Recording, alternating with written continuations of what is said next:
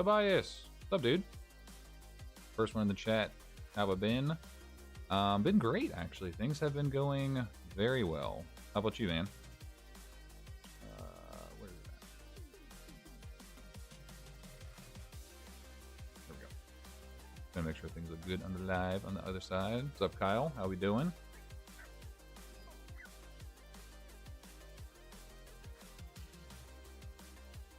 It's kind of like a last-minute stream announcement, so I actually don't know how many people are gonna pop in here.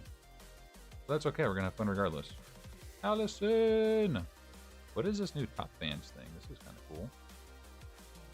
How do you earn this? Top fans and XP. What's a leaderboard? Place for fans to stand out in the community. Top to get special badges in live chat. Resets every stream. You can always try again. How to get a leaderboard? You need to collect experience points or XP. How do you get them? Send messages, send super chats, and super stickers. That's kind of cool.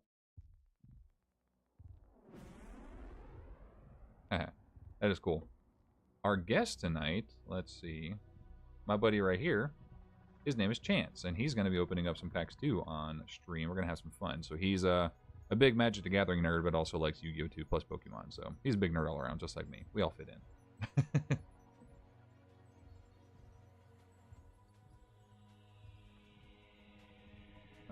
Let's see.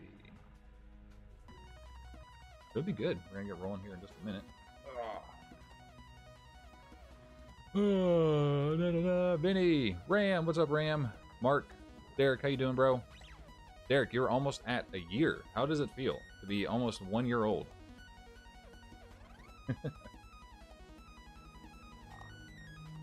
Allison said you bring the luck. The last time, so I had him on stream one time, and we opened up a case. Oh, what was the set with Bonfire? Maze of Millennia, Maze of what was that set? Wasn't it a maze set, I think? And we pulled like 6 bonfires or something.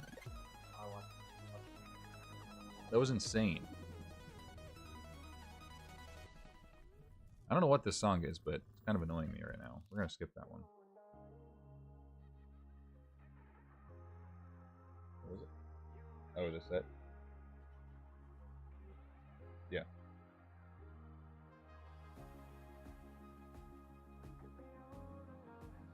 I definitely want to get the Kaiba Man. I actually really like the new Starlight Ace Zero card. That looks really cool. Yes, Ram. This is the newest set, Duelist Advance.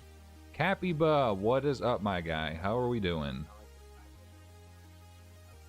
Yeah, it's so cool because he's holding the blue eyes. That is like one of the coolest cards. I hope they keep doing stuff like that. I really do. Allison says she needs the ham card. What is it? The Star Ham? Actually, just before starting this live, I recorded my singular booster box opening for the set, and I pulled, I think, 2 or 3 of the commons. I imagine we'll pull 1 million of them. But if for some reason, Allison, you don't get any in your channel member packs, I will donate any of the extras I get. What's up, Roland? Speaking of Roland, Kyle says, how many boxes are we opening? We have a whole case. So like usual, Mr. K-Dragon, K-Money, we've got a case coming in for Duelist Advance. So I just have the 1 booster box in front of us for right now. Ram says, what's the highest rarity now for core sets? We are back in action with some Starlight rares. So Starlights are back. It's kind of a mixed bag of emotions there. I like Starlight rares. I think they're better than QCRs, but I do wish that they came out with a different rarity. Yu-Gi-Oh! Just continues, and Konami continues to, I don't know, just miss the mark when it comes to things. Like, oh yeah. That was cool. Yeah, there's some new Monarch support cards in here. There's new archetype stuff. Vanquish Soul, Sky Strikers. I think there's a new like trap card. Not bad. Josh with 2. He turned 2 years old. That is so adorable. Mark 2. Yay! Happy birthday. Not actually birthday, but anniversary of the channel. Tobias, I've been doing well. Things have been going great. So we're going to get started here in just a minute, guys. Appreciate your patience. But to answer your question, things are phenomenal. You know, the reason why videos haven't been going up super often lately, got a new job. Things are changing. Oh, Cappy Butt is back with the All Father Squad. Welcome back, my friend. We got to get you going back in the chat again. So, heck yeah, dude. Welcome back. I'm glad you're able to join back. Plus, during the live stream is more special because obviously we can shout it out. So, Capyba, Capyba. But getting back to it. So, like I said, I got a new job. Things have been busy. Starting to kind of settle in with that. Settle in with my schedule. That's kind of the big thing. So, but things have been great. You know, I'm loving it. Things have been going very well. Very, very well. Vinny says, speaking of QCRs, I pulled a huge one today from a Stampede pack. Ooh, what'd you get? Did you get the new, like, Blue Eyes, Dark Magician, any of those? The new DMG? What you got? What's up, Rocky? How we doing, my guy? K-Dragon was asking me to roast him into oblivion earlier. He's lucky I didn't take him up on that offer. If there's ever any chance to roast K-Dragon, do it. There are no boundaries to roast K-Dragon. Just keep it, you know, PG-13 or something like that. If you want to roast them privately in the DMs a little bit more deliberately, then go for it. Oh man. Oh, Vin, you pulled the new DMG? That's insane, dude. Congratulations. That card is beautiful. One of my favorites. I'm not a huge DMG waifu fan, but that particular artwork of DMG is money. Capybus says, same here, new job, but same hobby. I love it. Yep, same here. Still in the same place. You guys can see the setup is all the same, but the new job, same hobby, same home. I love it, dude. Kyle says, I'd definitely roast K-Dragon, and then Roland coming in, I roast K-Dragon right now. Everybody at K-Dragon to get into the chat so we can roast him in the comments. It's a good thing my husband isn't home. He would be jealous of this stream full of hotties. That's that beautiful guy right there. Look at that smile. Tobias asked, do I get paid more? Yeah, actually, that's a big benefit too. You know, I'm with a great team. You know, where I worked before was great too. You know, I learned a lot from it. But moving on to bigger and better things for the future. So I can't complain one bit. Appreciate you checking in. Let's go and get started, guys. Duelist Advance. Let's see what this first booster box is going to bring us. Want to do the monkey with me? K-Dragon. Hey, at least they gave us a dono. You didn't do that the 669. I will not do that, K-Dragon. Maybe Mark might do that, though. That's Mark's job. You guys are closest. Rocky says, I don't do PG-13. It's going to be a combination of R and X-rated. Dude, I don't care. Like, you know how we get down in the DMs. But just for YouTube's sake, and I want to stay monetized. We'll keep it that way. Vinny says, I knew it was a good one, just didn't know how good till I looked it up. Yeah, what's the price of her now? Is she still like 70, 80? I know she was over 100 at one point. Mark says that's too much effort. Yeah, we'll just leave it at that. It's definitely too much effort. All right, let's get into our packs. She's 66. She's gone down a little bit, but she's still up there. K-Dragon, thank you for the $5, bro. Let's see if we're gonna get you, man. K-Dragon, name it now. What QCRs are you wanting the most? Like or Starlights, I mean, not QCRs. What are you wanting the most? Obviously, I know that you probably want the most expensive ones because it's Starlight rares and you're trying to buy them all. But what are you wanting the most from here? I know that I would like to see the Kaiba Man, the new version of that one as a Starlight.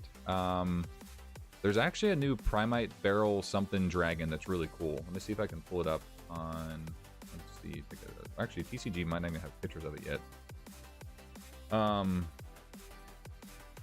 The Gagaga Girl is really cool. The new exclusive artwork of her. Yeah, that one's really cool. Josh, I am so jealous, bro. Like, that you got that Cyber and Dragon Ultimate Rare. But honestly, it could not have gone to a better person. I am super happy for you. Very fitting that it came from Ruxin, too. Like, of all people. Very fitting. All right, let's go into our set. Crossmine, Wake Cup Mocha, Inferno of the Ashen, and an Ultra on our first pack. Actually, no, I shuffled these up. I was going to open up the first pack over here, but I did shuffle them up. So Argo Stars, Adventurous Aryan is our first Ultra. But just a little quick disclaimer for everybody who's ever opened up some modern sets. Keep in mind, things can be mapped. So just do your due diligence. Make sure you're buying from a reputable source. I usually, if I ever buy loose packs from a local game shop, I always ask them if their booster boxes or packs were shuffled, just to make sure things are fair and people aren't getting scammed. That's the most important thing, because they can be mapped. There it is, the Star Ham. I wish they actually printed this one as a holo. That would have been so cool. I love this. Yeah. There you go, Allison. We're going to have a star ham pile. Let me see how many we can pull. It's like when we opened whatever set that was with Roland, when we had the broomy counter going on. Yeah. Low-key, take the most expensive ones because I know the Zexal ones won't be that expensive. Yeah, I haven't actually seen the Zexal ones. I know there's a retrain of a couple different ones. The number F0, that's the guy on the cover, I think, right? If I'm not mistaken. There, I want the new Monarch. The new Skystriker Ace 01 is going to be cool, but that one's super expensive. That's going to be one that I will not be aiming to get. Kaiba Man's not too bad right now. Pre-order is about $100. I know that'll drop, obviously, once the set actually releases. But the new Primite Dragon, Nether Berzelius, that one looks sweet. This guy looks cool too. Like, it's kind of a shame they printed him just as a common. There's a lot of really cool artworks in this set just for the commons. Primite Fusion. Angry Burger, this is one that really should have been a holo as well. Because I know in the OCG it was a Starlight. Josh, you know, dude, if Ruxin says it's clean, I kind of trust this judgment. So if you want, oh, we got our first secret. It is the Nerva, the Power Patron of Creation. Yeah, this looks really cool. This actually kind of looks like a Magic card, like artwork style and everything. That's, I don't know, I don't really know what's going on there. There's a lot, but it looks cool. But Josh, if you want to grade that one, I know. Maybe in about a month, whenever Al wants to start doing some submissions again, and I'm middleman with him, we can send it in. Oh, there's the Dark Flare Knight. Dark Flare Swordsman. Unfortunately, this is just a comment too, but gotta at least acknowledge it. Dark Flare Knight, my guy, the retrain. I really wish they gave that a holo. But anyway, back on track. Josh, if you do want to do a sub, happily submit that one for you. Tobias is saying, I bet we get 15 or more of them. With the Star Ham, you probably get like at least 1 to 2 per booster box. Another one of them, so we got 2 of those. Vanquish Soul, Holly Sue. Actually, this is the one you're just looking at. This one's like up there. This is one of the more expensive. Most expensive? Wow, nice. It's super miscut though. Like, super off center. Got shaved the wrong way. Walmart has Duelist Advance blister packs now. I need to check and see. So the Walmart that's on, not Mill Plain. I think it's 4th Plain. They buy like Killer Burger and stuff. I think that one, I was there. Roland, are you still in the chat? Was that the right Walmart we were at the other day that had Yu-Gi-Oh stuff? There's another one, number 2. 2 in the same side. Wow, we're gonna have like 50 of these. That's okay.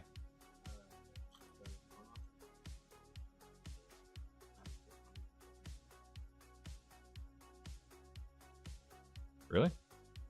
Well, I guess we gotta go check and see at some point.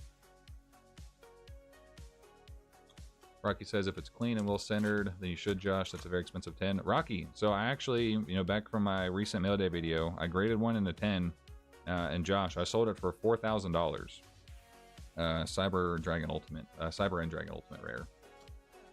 So, yeah, Josh, if it's clean enough to be 10 potential, even as a 9, I think 9 still sell for right around $1,000. So I would highly suggest grading it. This is cool. Morgana, the Witch of Eyes. Take a look. That one's really cool. But yeah, dude, I would for sure grade it. K Dragon says watching Casino Royale, so don't be too mad if I missed something. I'm not surprised. It really does. All these chef's cards are kind of funny. Why am I not surprised that I'm opening up a case for K Dragon and he's not even gonna watch it? It's just become the norm at this point.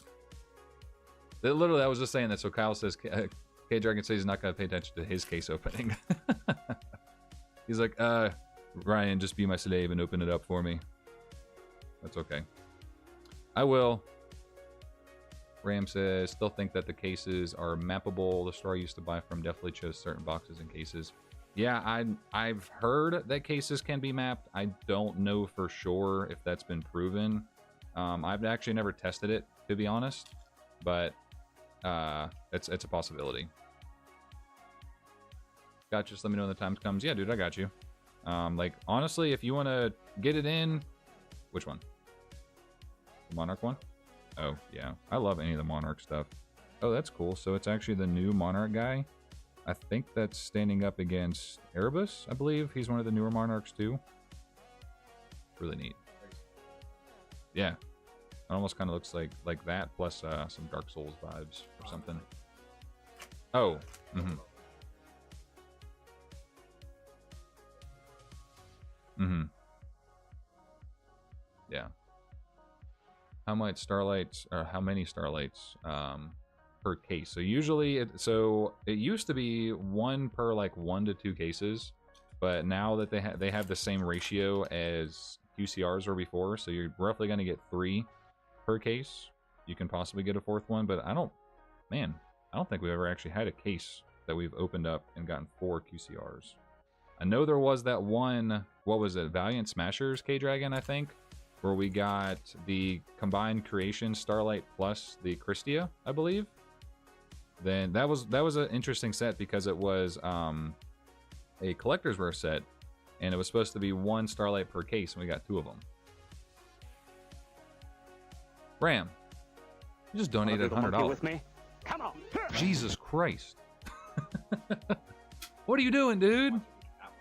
It's gonna be this pack right here. Pack magic. Oh, that'd be insane. I don't see any sparkly borders, but we got an ultra. I mean, and it's the new Monarch guy. Ram, you are an absolute legend.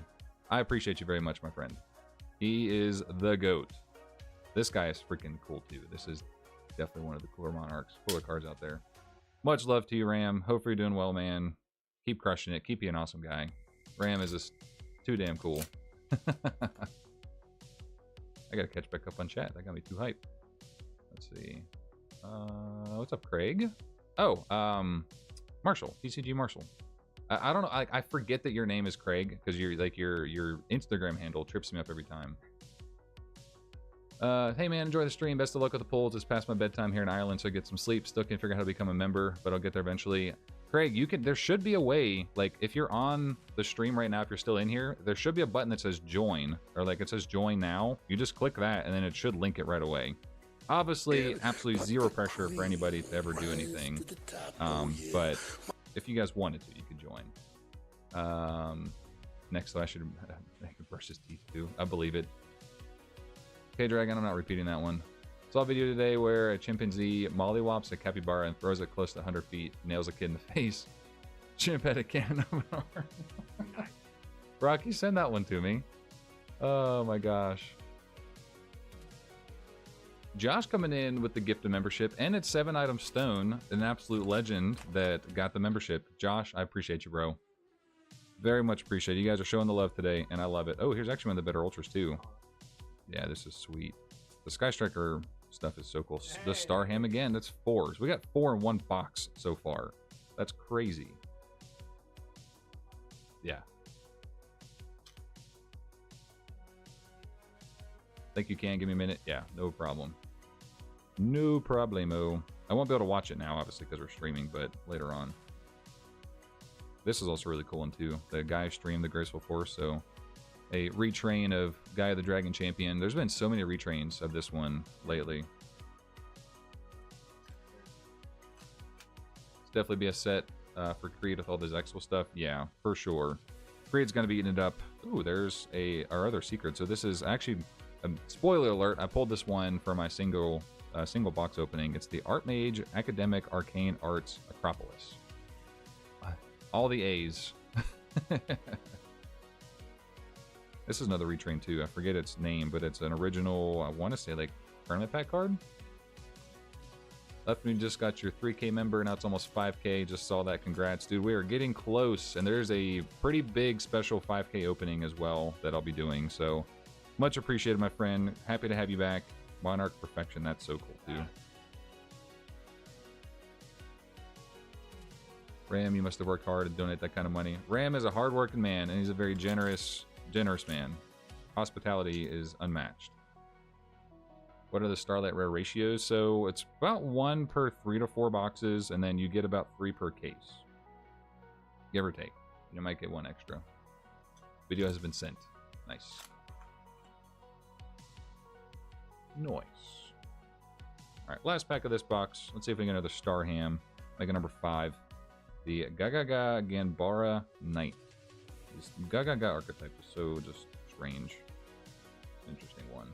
Box number 1 down. We pulled 4 Star Hams and the best Ultra in the set so far, at least, based off of pre-sale prices. Let me go one more box. I'm going to try your hand at ripping the box. I'm good. I usually just move things over after I get done with the box, just to get it out the way. I do eventually want to get like this microphone. I'm thinking I'm moving it to my left side because I just naturally, instinctively put everything to my right, but then the mic is like right there. My field of vision.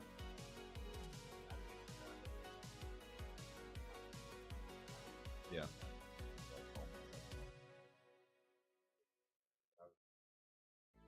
Yeah. Ryan does a major job with the channel. I want to keep going. Never stop. Bro, that's the goal, man. You know, I love what I do. I really do. You know, I've been able to work with a lot of people, do a lot of really cool things, continue to make an impact, an impression on a lot of people. There's some other people I've been able to inspire, and it's like, it just blows my mind. Like, it really is a great hobby and great kind of passion piece of mine that get to just have fun doing this type of stuff. Meet a lot of really cool people. You know, I don't think Louis in here, but King Louis helped him out with selling his collection. You know, I know it's obviously hard to kind of move on from things, but here recently, you know, Ram, I helped you as well. But, you know, life comes up and you got to take care of things, and I'm happy to be the person to help anybody out do anything like that, or just collab, do some fun stuff. I know there's some cool things coming up with Heart of the Pack here soon, possibly RPK Gaming if he quits being a turd. I hope he's in here so he hears that. What card would you want a retrain that there's no retrain ever? Oh, man.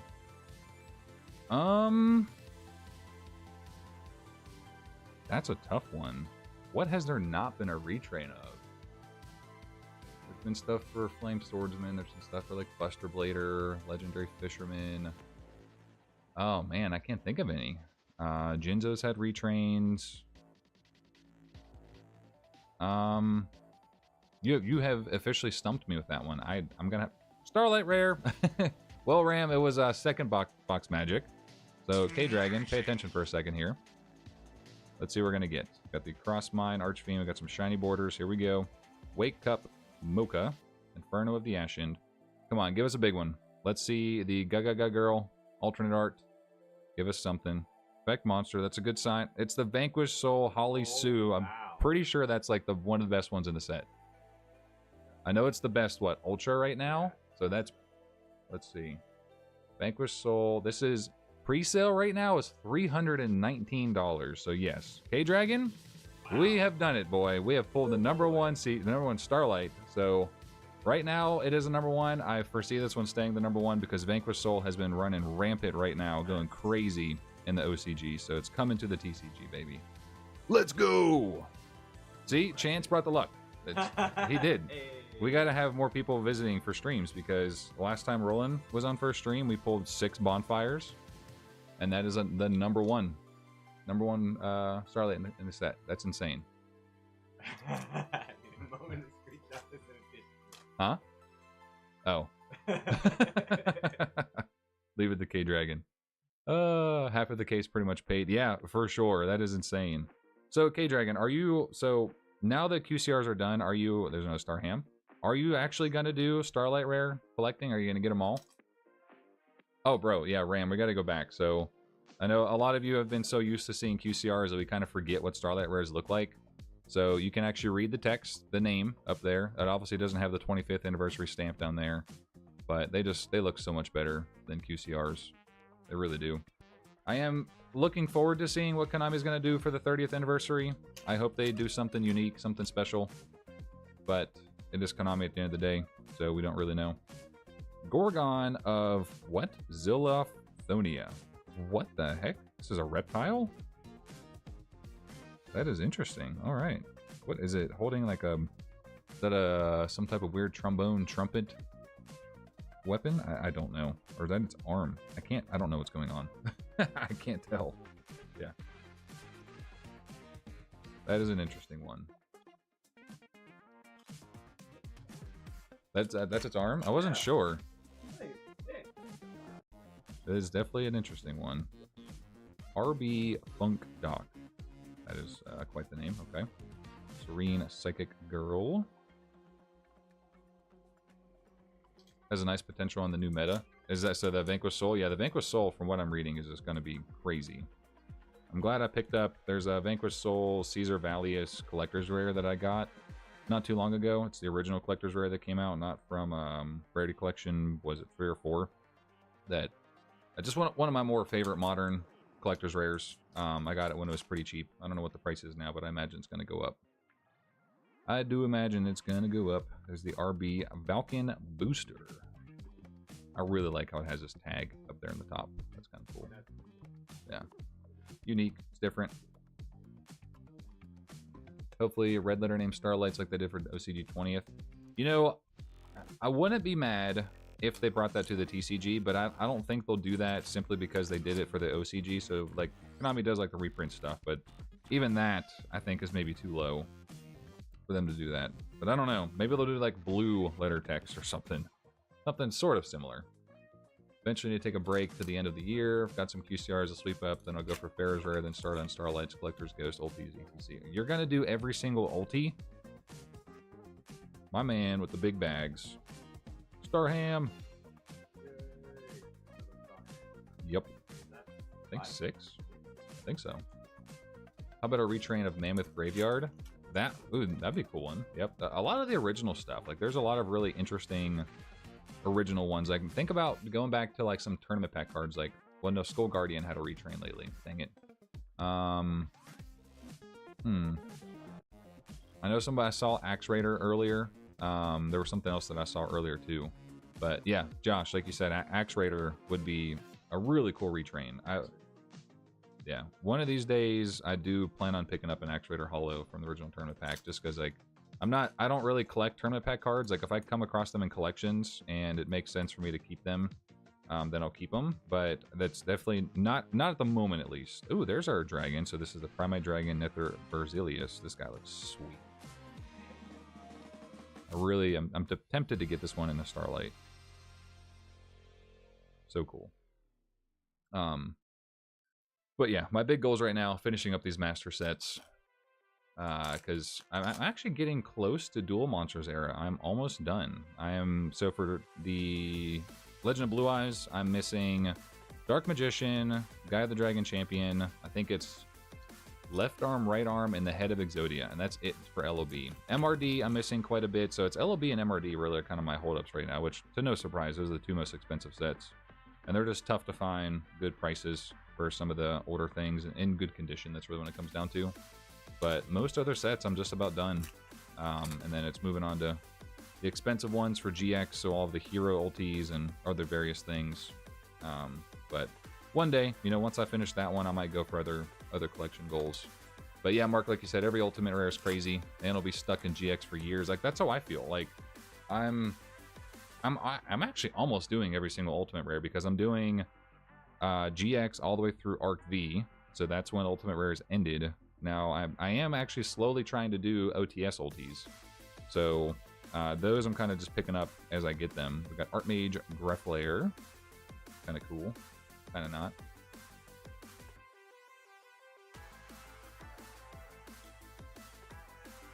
From that Fusion Monster, looks like a souped up Red Eyes. Actually, yeah, it kind of does.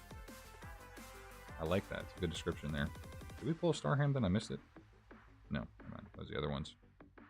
Can't skip the Starham's Guilt Gripping Morganite. Actually, aren't these Morganite cards kind of decent? I'm gonna put that to the side. There's another Starham. It's almost in the same slot every time. It's like the third to last card.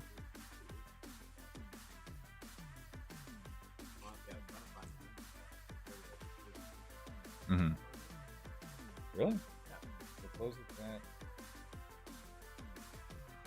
I wonder. Okay, so the join thing. I think if you're on an actual computer, well, I don't know, because I can only see it from the admin like portion of it. It usually shows it like right beside the channel name. It'll say join.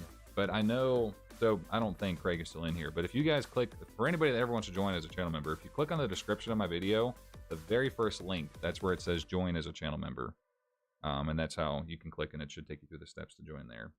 Just in case he's still in here. Ram says, wishing for that yard sale gold mine of an open LOB. Oh, bro. one of these days it's going to happen. One of these days it is certainly going to happen. Like I've had a gold mine hit with collection buying like once, and it was by far one of the biggest collections, or one of the biggest come ups ever. Like spending a couple $100 for a couple $1,000s worth of cards, like it was crazy. But you know, that is for sure a gold mine, something that does not happen all the time, and you can't expect it to. That's one of those that you can't go hunting for it. You can't search high and low. It naturally just comes to you. I feel like when it's meant to happen, it's meant to happen. Mark says, honest, if he settles for LP or lesser copies, he'll be fine. Just can't be as picky as you. Yeah, bro. If he's gonna be like mint condition like I am, then he will be searching for forever. Especially because if he's still trying to do QCRs and starlights. But if he settles for LP copies, it won't take him too long. Monarchic perfection. Moon Gardener. Last couple packs. K-Dragon saw the chimp video. He can attest to its both awesomeness and a little sad for the kid. Sweet.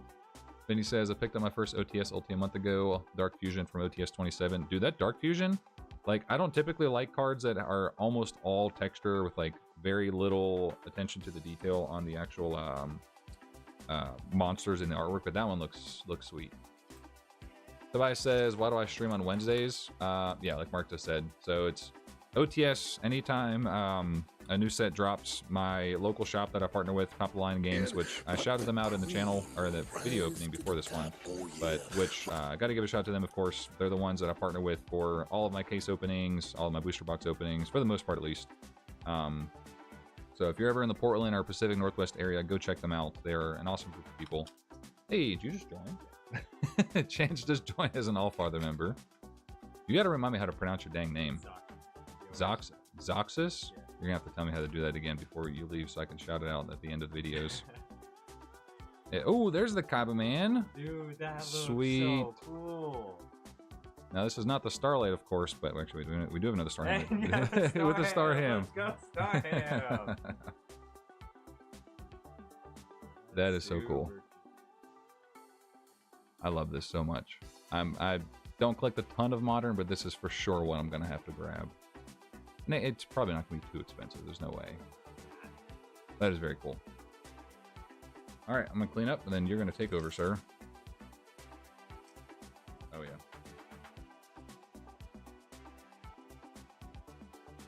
So in just a second here, I'm going to tap out and let Chance rip open a box. Be nice. He's probably going to have the good luck. 2 girls left for me, 10K, and the first head goes Stardust. Yeah, Josh, your collection has really gone pretty crazy this year, so... Thankful for things coming your way. You know, you've kind of held strong and focused, and you've been able to actually make a lot of really good progress. Plus, being lucky helps too. Like getting a free Cyber and Dragon Ultimate Rare first ed is crazy. Wish I could buy Dawn of Majesty case. Yeah, I don't imagine cases are too expensive now, but I mean, obviously, it's still an expense at the end of the day. For Mark, I'm going to 10K Dragon first. Yeah, that's what I would do. Wish that Kaiba Man was a spellcaster instead of a warrior. Actually, I didn't notice that it is a spellcaster. I guess that kind of makes sense, maybe. But so I mean, Tobias, you obviously know that that influences the gameplay, depending on what type of monster it is. Alright, bro, I'll get the crack open for you.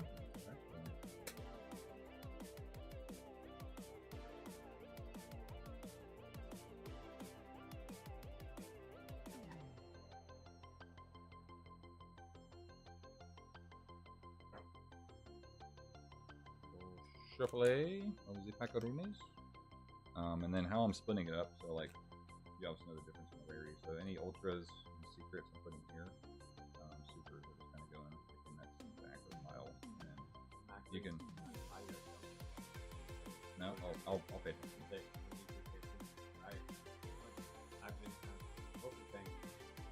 Yeah. So the easy thing is if they have gold in the text, like the name up here, that'll be an ultra.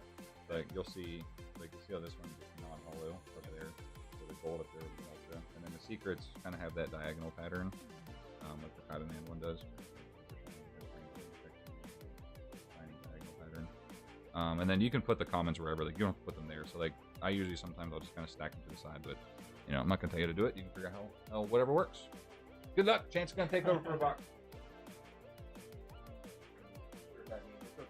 fine. Yeah, It's yeah. just Everything's on fire. Everything's on fire. So, alright, cool.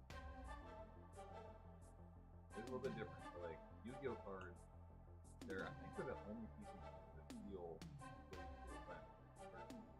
Right. Like Magic, Pokemon, Dragon Yeah. Ball, all the other, all the feel great.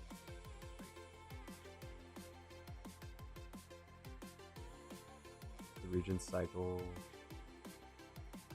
Oh, that's really cool. So So this was an Ultra, so you go, hey, it's a Starham! And then, so Usually- what's with, how does the cycle of that work? Like, is there anything extra in the last 3 usually, or no? Not in this set. So anything after that, hollow, you can kind of. Okay. But those first ones are, There's the first one. I knew it was coming. yeah. Tell me there's a chance. I'm telling you, there might be. There might be.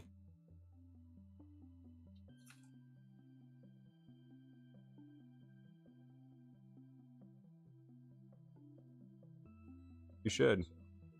Hey, it's a Dark Flare Swordsman. The parallel teleport. That's So this just a is super. just a super. So this is this one right there. Yeah, that's okay. Hey, you were alright. That is really cool looking. I was only able to see kind of like from the back end of that. Not bad. Yeah, no. It's like they know already. It's scary. The return of the duelist cards would be cool. Future. Mutiny in the sky. Your poacher.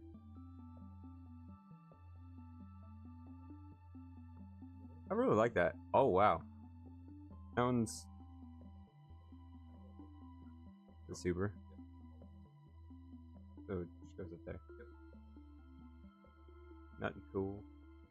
The cool stuff. I would love that. That would be amazing. It's gonna be in this pack or in this stack though. It's not gonna be in this first set. I'm gonna get all the kinks worked out in this first set. We'll get it going. I love this. This is so much fun.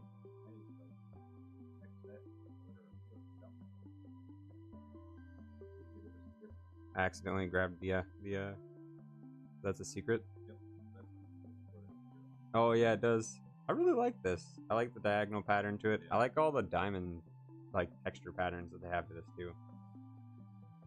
Got Elon Musk. Sorry. Yeah, kind of actually. Sorry.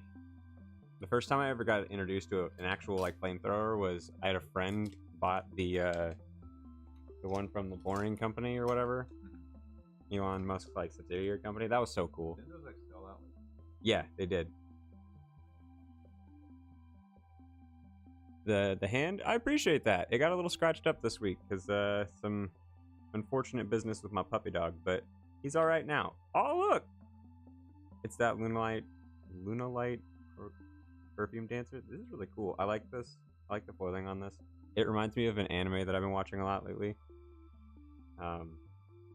The time I got reincarnated as a slime. A really weird anime. Yeah, that's the whole name of the anime. It's very odd. My brother recommended it. Listen, we don't ask questions to people that lived in Japan and like a lot of interesting anime. Yeah. Miracle Raven, I like that. The Rockies. Oh, I love that. Nice first fight versus. Oh, dude, this is sick too. Yeah, all the things. Oh, Mark must be. Let's see. Oh, I am completely done with the anime. It's just fun to make fun. I really like the art of this. Sorry, distracted. ADHDs. Yeah. That's what it reminds me of. It reminds me of one of the mountaintops, like the old mountaintops. I've been staring at that thing since you got here. I was like, oh, was gonna ask if you got any of the lands because I loved. Okay, so I'm a Magic player, guys. I play Magic a lot, and I've spent too much money already on the Final Fantasy set.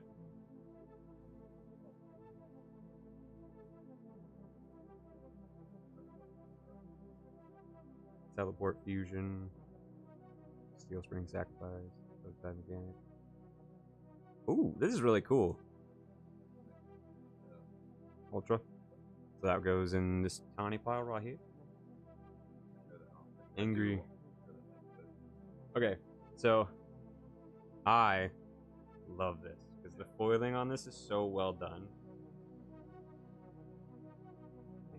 It's so pretty.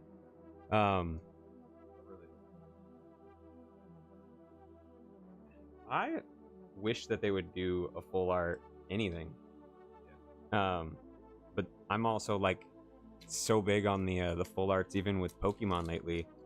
The last 3 freaking cards I've purchased have all been just full arts.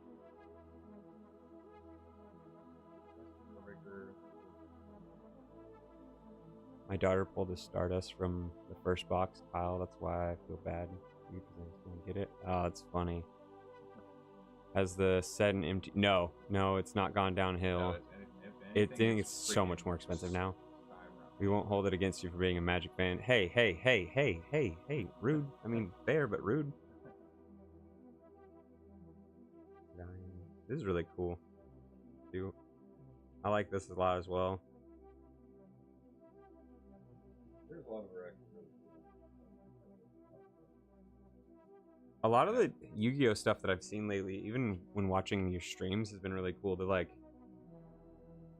get into Yu-Gi-Oh in that sense because it's helped me with like just learning about it. A lot of the cards, I think I've purchased like a handful of packs. I think I was telling you that I've purchased a handful of packs and just like kept them for kicks and giggles, just in case, like, you know, one day. I'm just gonna be completely honest, guys. This is the pack. I'm pretty certain. I can just feel it.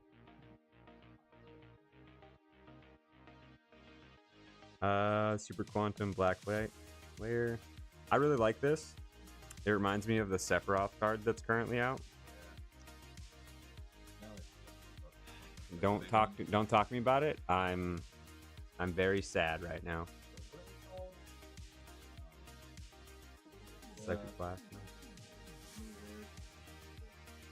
Hey! Ham. The surge foils. Oh, dude. Okay, so Are they textured or are they just colored? they're textured. It was the pack. Yeah, it was the pack. Why must have So the worst part is I ended up having a lightning. So they did a bunch of reprints for Magic the Gathering where they reprinted a bunch of Commander cards, which are legendary creatures. Just for everybody that doesn't know, but they're legendary creatures that are already like heavy played in tournament style. And I had 3 of them pre-ordered and then had to cancel 2 of them because they were in the surge foil, and I was like, oh, they're not going to be like super expensive. The lightning Ishin went from $100 to almost $300 in a night right when it released, and I was like, oh, just kidding. I gotta get my hands off on some the local TCG place that I go to has a couple of collector boxes. They are at market though, unfortunately now, so they're a little more expensive. I really like these, but I'm also like a big old nerd when it comes to that kind of stuff. Oh, the Archmage are really cool too. I think it's less than 1,000 right now, but it's still market. I think they're at 800 right now for a box for the collector booster. I'd have to look, but I know that he said that he'll give it to me for I think like 90% of market. So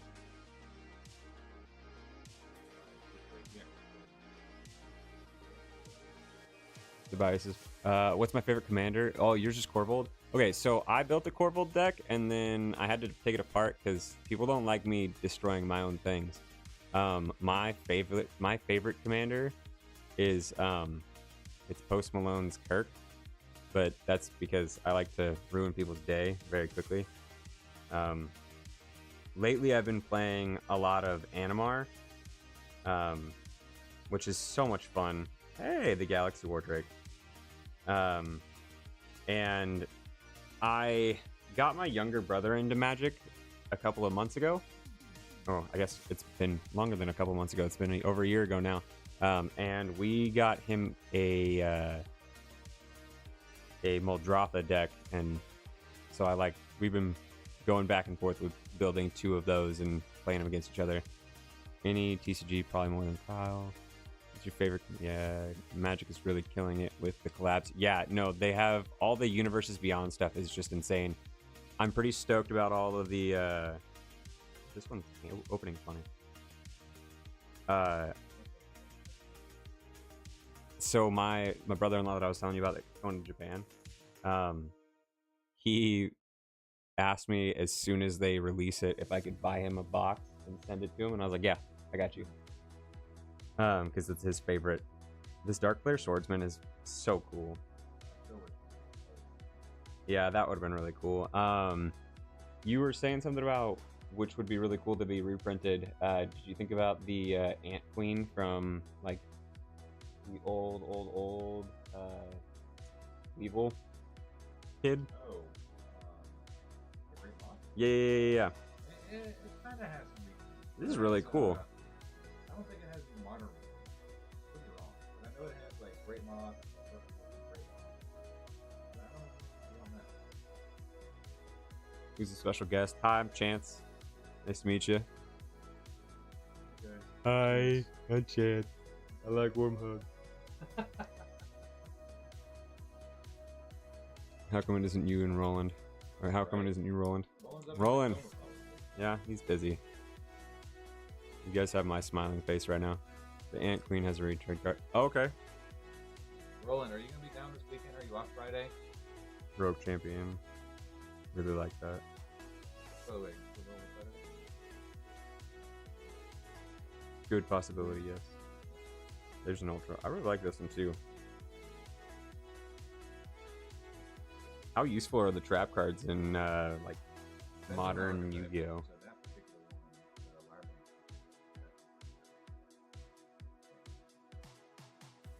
Roland, are you down are you down in Vancouver? Are you in Tacoma right now? Still.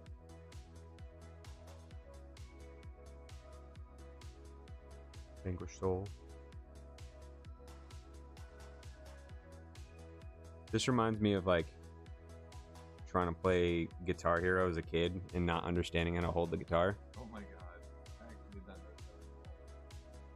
Is that Justin Bieber? I'm better than Justin Bieber. And then I pull this terrible card. I'm just kidding. The Funk Doc. I really like the foiling on all of these. This goes in the bigger pile. Roland, you can hear me. Are you in Vancouver or are you up in Tacoma right now? Roland, are you in Tacoma or are you in Vancouver right now? Hello, any Starlight rares pulled? Only the one from the first box, and it was the best one in the set. So far. Mutiny in the Sky. He's with your mom. Ouch. Ooh. I like that card a lot too. Bad Elon Musk again.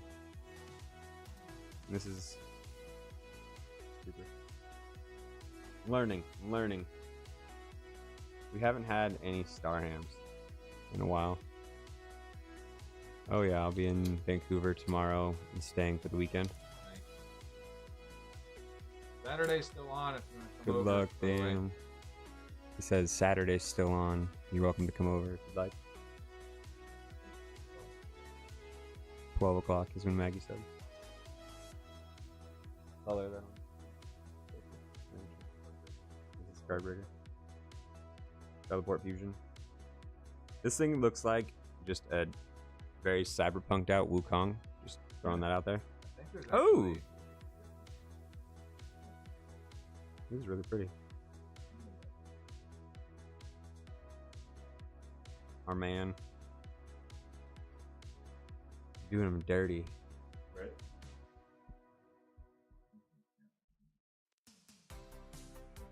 To answer the question you asked, the trap cards are not very useful except for show cards. Alice and I live so far away now. Yeah, so I'm not super familiar with like how the game of the game of Yu-Gi-Oh is played very much so anymore. I tried to play the dual links or whatever and got absolutely bopped in a turn and said, this isn't very fun, I don't like this. Sudden Thunder Swamp. This guy looks like one of the what is that dude on Elden Ring? He looks like one of the Elden Ring bosses. This looks like a terrible scene from an anime. Another one of Luna Lights. Monarch stuff is so cool. Duel Links is absolutely fun. No, it's not. No, it's not. Duel Links is not fun. Duel Links is fun for people who don't enjoy getting time to themselves.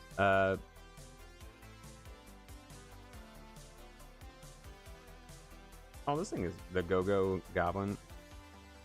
That's really cool. I really like the spring thing. Oh, snap. Oh, look, the home. We got a ham.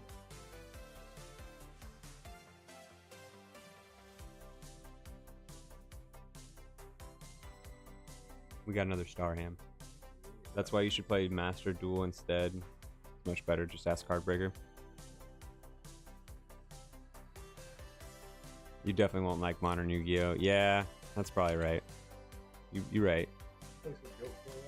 Listen, I don't even like modern Magic, if that's fair. Chance, seriously, Duel Links is absolutely fun. I enjoy all the time. I'm happy that you enjoy it. I won't take that from you. Oof. Monarch Protection. This thing is so cool. It's the Star Ham. That's okay.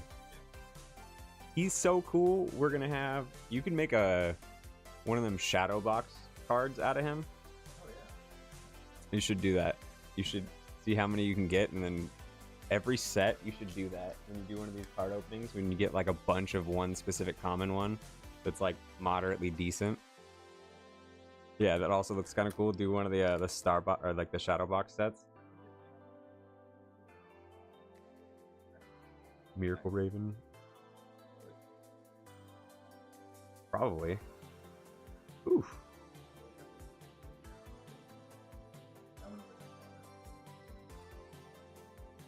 The Blue Eyes decks are good, I'm assuming, right now. Back in 20.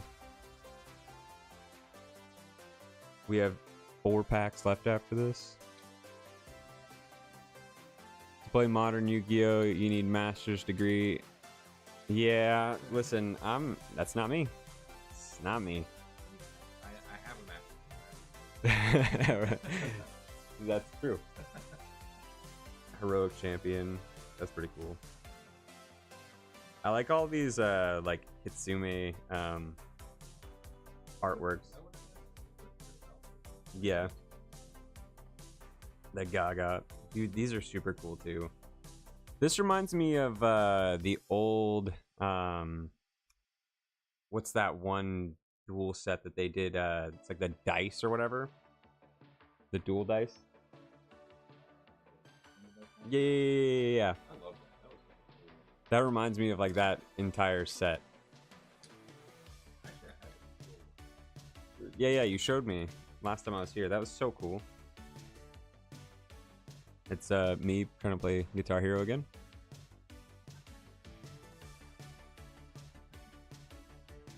And then it's my man CardBreaker over here. This is really cool too. What's up, The John? drill. Hey man, how you doing? We're doing well. We're doing well. We're opening some cards. We got our friend here just hanging out. Yeah. The disrespect. The disrespect.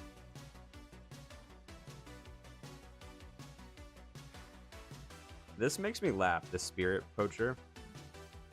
Looks like he caught a what's that one Pokemon that was just like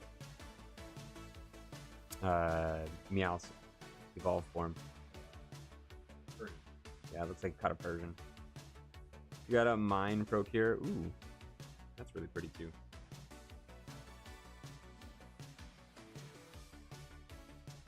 And then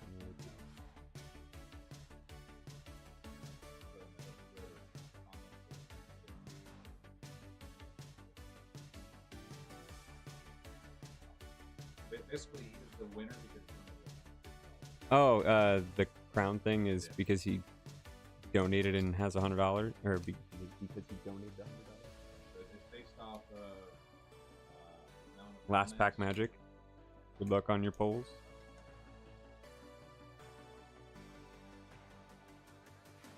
We got a heroic champion. Wake up Mocha. Dark Flare Swordsman. Nope. Oh, the Lunalight. This is really cool. Looks like a another anime card almost. And then no more of our Starham friend. That was really cool though. Where are you putting these at? Over there?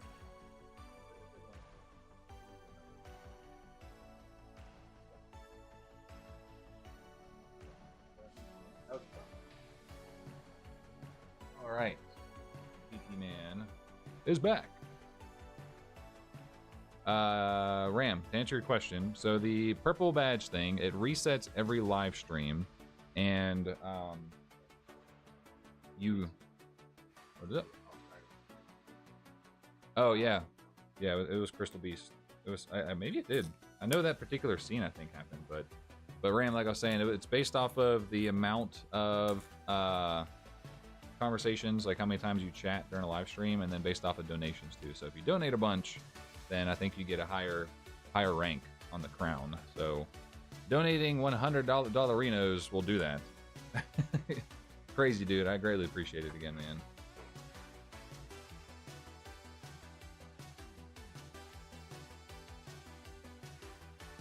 Let me see. We'll just stop. What was that one? Spirit Poacher. Maybe I do remember. I forget who he was dueling against. Jesse, whenever all of his animals are being captured, but that actually did happen in the anime. I do remember that, like, specific scene. Tobias, I am 31. How old are you? 29. Yeah. Almost there. 30 this year. When's your birthday again?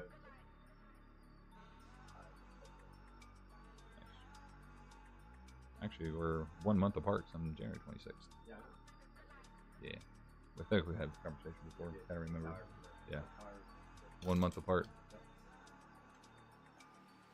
Was actually mainly Sapphire Pegasus that captured. Yeah, I do remember that. Wait. Yeah. We're up there. We are, First of the Dragon Lords. That's kind of cool. Wait, doesn't this already exist before? Maybe it's First of the Dragons. I think it was First of the Dragons.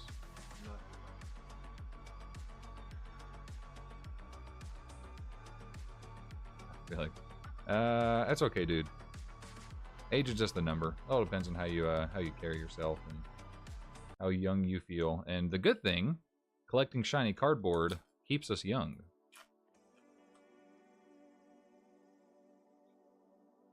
Some circus freak, the Amber Mammoth, got captured as well. Yeah, I do remember that. Yep, Amber Mammoth. I definitely remember Sapphire. Ooh, Starham. Sapphire Pegasus getting snatched up. Both the same age or 31 too? Heck yeah, 31. 3-1, baby. What do I think about the set? I'll be honest, like for me, since I don't... Oh, that's cool. Number F0. Actually, it's a cover monster. Check them out. Boom. Mr. Double Swords, dude. Looks kind of cool. For me personally, there's really not a bunch that I'm collecting because you guys know I'm more of a vintage collector than I am a modern collector. There are a few things, you know, I think I might collect the alternate art exclusive Starlight of Gagaga Girl just because I like those random exclusive prints, but overall, because I don't play the game, I can't speak on it too much as far as how good the set might be. But from what I can tell so far in pre-order prices, this is one of the better sets of the year so far. That's what I thought. Okay. So I know I've seen the first of the dragons before. That's like in not New Challengers. Is it New Challengers? Tobias might know. What's that? Oh, ooh, that's actually a good question. I don't know. What's up, Yugi Momo? What's up, my guy? How we doing? Let's see. I don't think it does. No, it definitely does not come as a Starlight, unfortunately. I want to say it is New Challengers, First of the Dragons, or maybe it's something after that. Maybe it's like... I feel like that's right, though. I could be wrong. What do you guys think of this set? Let's flip the script. How about that? Absolutely not. You are not too late at all. The Valken Spring. I really hope that they do more cards like that. I really enjoy that. Like, I'm actually that, but Mountain would look cool. Yeah. Allison says amazing because of Ham. Yeah, I believe it. The Star Ham, the legend. He carries us all to victory. Here's all of our Star Hams so far. Have not purchased yet. Just trying to finish Quarter Century Stampede. What's up, Miguel? How we doing? Yeah, Stampede, that's going to be a fun set to try and finish. Midius the Pure. What archetype are you? Power Patron. I guess that's one of the newer archetypes. Yeah, right there. Art Mage. Oh, it's Art Mage stuff. Okay, that makes sense. He's the epic legend. Haha. Have I pulled the Kaibaman card yet? We did. We pulled the secret. Everybody's saying you're handsome, bro. Look at you. His name is Chance, and he is the coolest dude ever. Just like the Starham is also the coolest dude ever. Return of the Duelist is better than the Ham card. Is that a card in here? Return of the Duelist? I think so. Did I miss that one already? Well, I oddly don't remember seeing it. I need water. I need water! I need it. Oh, that's cool. That's Bell. Oh, and heavily played at $1,000. Yeah. I mean, it's one of the original.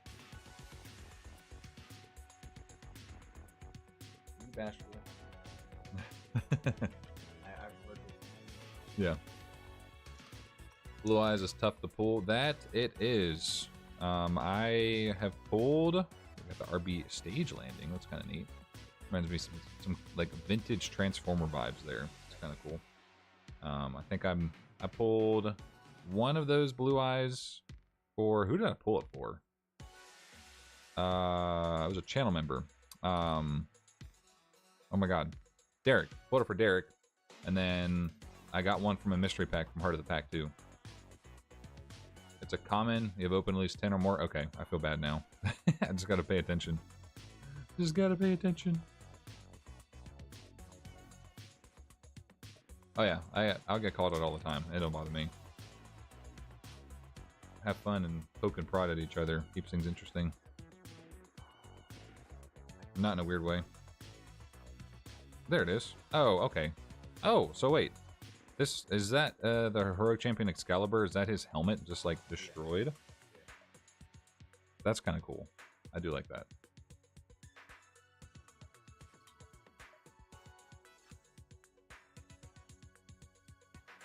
I love this little fan. It gets nice because it just gets so hot in this room when everything's turned on. There's no one of these guys. Primite Dragon, Nether Berzelius, and a Starham.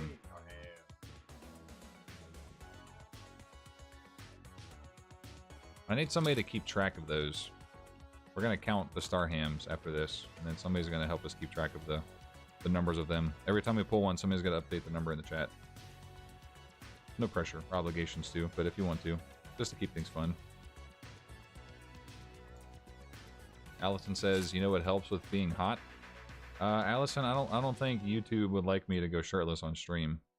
I might get demonetized for that one. I do have a tank top though. I don't think you would.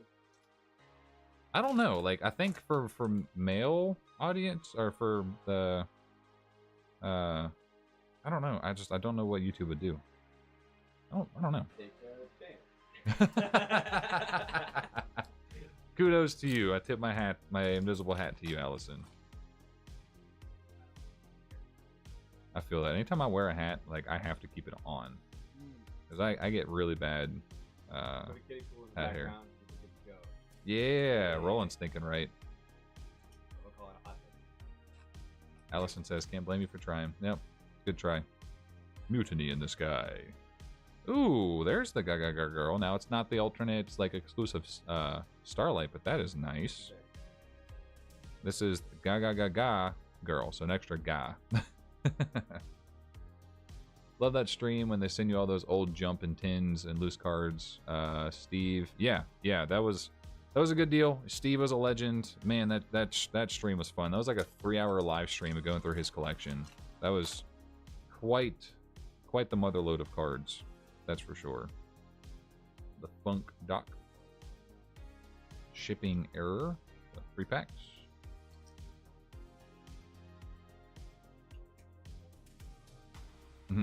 That's crazy. You watched all of that. You were there for all of that one. Mind Procedure.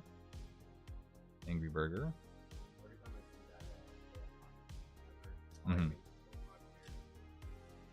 Which one? Oh, Zenyatta. My guy. I was a Zenyatta main for like the longest time. All I can think every time I see it so far. He was by far one of my favorites to play as. That guy is that has full stars, full rank and everything. That's crazy. Beefy, if you will. Because you have some jump and 10 saved, and I love Yu-Gi-Oh! a lot. Now that's awesome, dude. Did you see the collection video I posted today? That was an awesome vintage collection. The do warrior. And another Starham. Alright, we gotta do a Starham counter.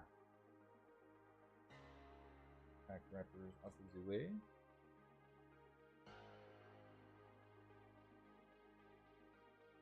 These out the way. Didn't have time. No, that's all good. No rush. It's a video, so it'll be up there. You can watch it whenever. No problemo. Alright, Starham counter. Let's start keeping track. We're at 1, 2, 3, 4, 5. 16 Starhams. So we actually, we've opened 4 boxes? Yeah. We've got 4 for 4. 4 per box is crazy. Yeah.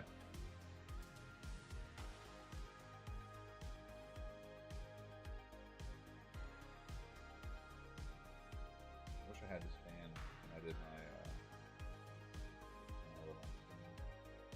last year. It was so hot. Poor Roland, he was here with me for it. That was a long day. I was like so tired after that stream. If you plan on doing more of the stream thing, by the way, guest over, if you can invest in that flip microphone thing, because then they'd be able to be doing the guest thing. Yeah, I agree. Just as a I agree.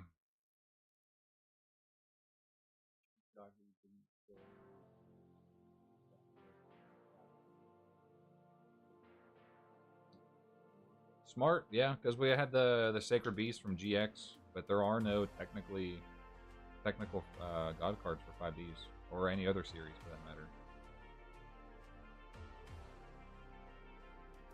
But it's all like different, you know. You have the You got the Signer Dragons. You've got the Earthbound Immortals. We need a modern day god card, whatever those would be, whatever modern day Egyptian god cards look like. Mutiny in the Sky. The Return of the Duelist.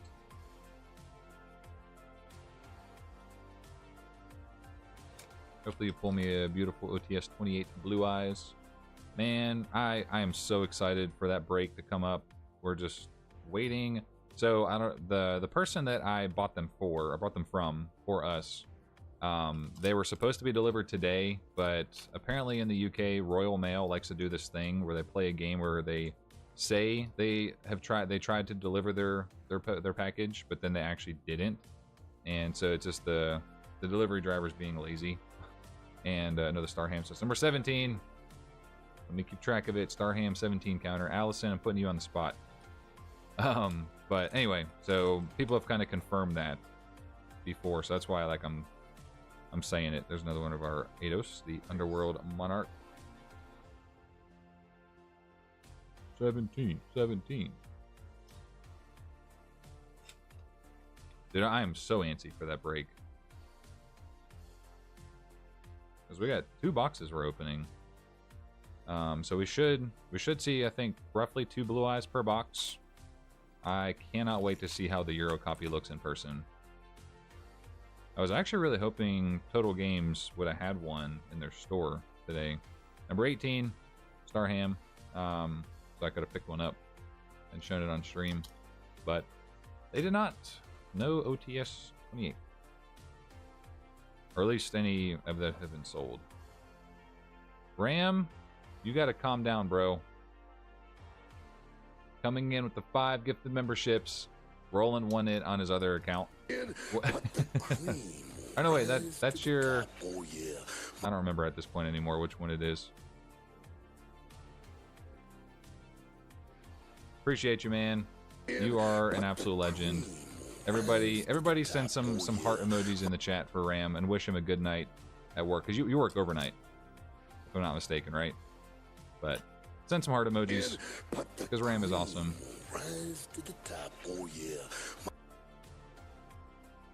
Hopefully you have a good shift, my friend. Be safe. Safe travels. Who all got it? So RPK got it. Andre. Sarvin got it again. Miguel, nice. Congratulations, Miguel. I love it. Actually, I wonder if I should be able to gift some memberships to myself. About that time, probably. Saw casual Yugi stuff posted on IG. Yeah, it does look pretty close to the SM51. I'm pretty impressed. Konami did such a great job with that one. Take it easy, Ram. Archmage Varnish Alteration. I don't remember if we pulled that one yet. New Ultra.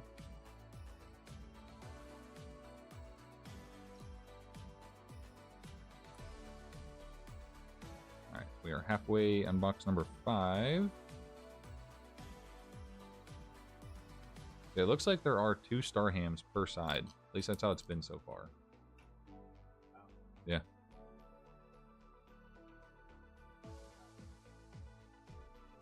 Yeah.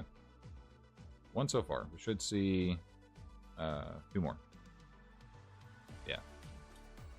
Ram is the bee's knees. What a classic. Gagaga Ganbara Knight.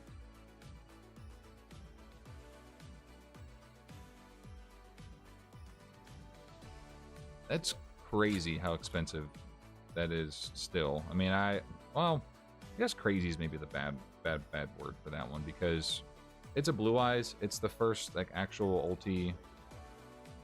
Yeah.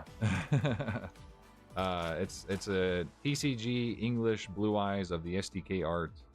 So it makes total sense. Midius the Pure and a Starham. Number 19? 19! I do wonder where it's going to settle at, though. I can't remember what I said in my prediction. I think I said maybe around 100. Another Starham. 20. Which one? Yeah, the War Drake. Zadu keeps gifting me memberships. Thanks, man. Hopefully pull the Kaiba Man legend. Yep, that would be straight, dude. That'd be gas. That'd be fire. We've pulled the secret. We haven't pulled the starlight though. I would love to see that one in starlight rare. 7 items stone. How we doing, my guy?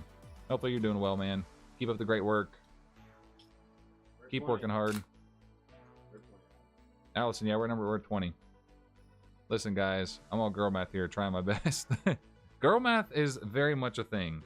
I have witnessed it firsthand with Maggie. Like, she'll go measure something like this, and then go around and then measure it the same way. It works. I don't know how it works, but it works. Don't feed it. Feed into it. I know. I don't think that that's how everything needs to be measured. Yeah, I know. Screw a measuring tape. Very concerning measurement. About 3 hands.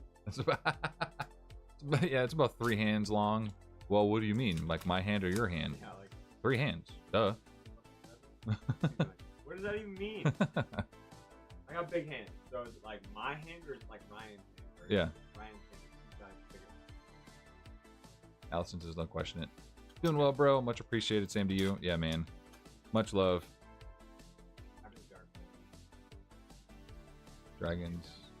Oh yeah, Dark Hole Dragon. It what is it at now? Is it like $20 give or take? Actually, I don't have it nearby, Yeah, probably. but I picked up a Asian English QCR of Dark Hole Dragon. And it looks sweet. Lunalite Gold Leo. What is on her face? Why is... Yeah, okay, I see it now. It's kind of a weird one. Last pack. Criminal Dark Hole Dragon is my favorite QCRs. Yes, it is. That it is. Starlight? Nope. Oh, wrong file. That's fine. I do that a couple times. I think I've done that twice already now. Yeah, all of these were commons. Kind of just get into a rhythm, and then all of a sudden the rhythm shifts. What you think? Rip another box? Sure. Kind of get the feeling for it. Just gotta do it a couple times. Good stuff.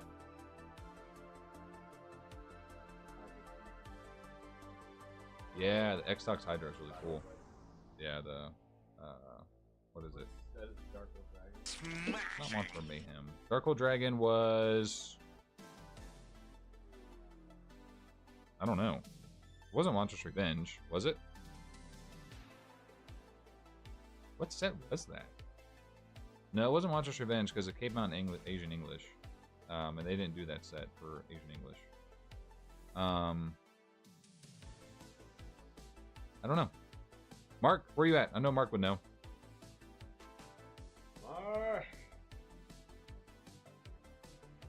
Yeah. Mark.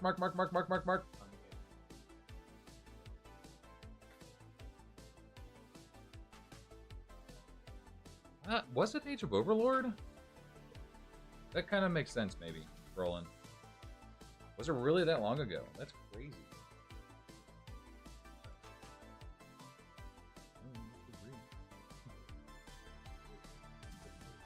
Yeah.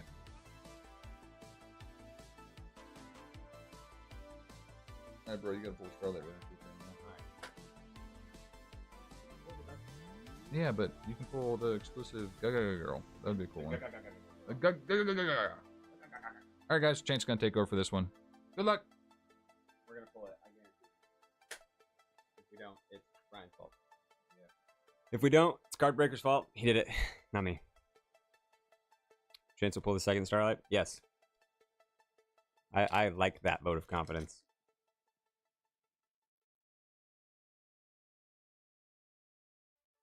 Yeah, that same night. Me playing Guitar Hero again.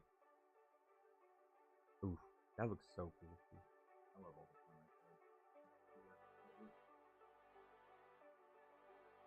We're at 20 so far for our Star Hams, right? No. I bet CardBreaker. Ooh, rude. Rude. I don't know if we can be friends now, Tobias.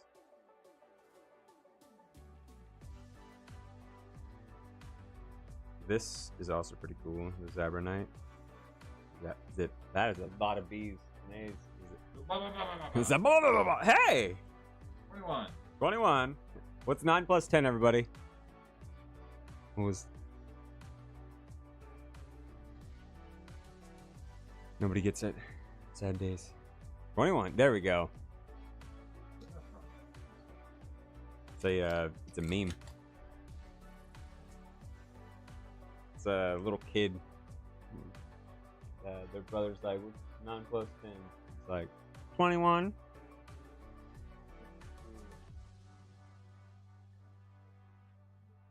Ooh. I don't know. I've gotten 2 of those so far out of this, like these back-to-backs boxes.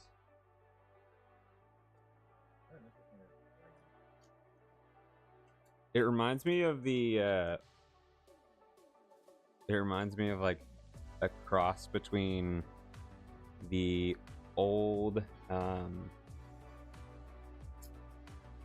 Platinum Dragon, I think it is.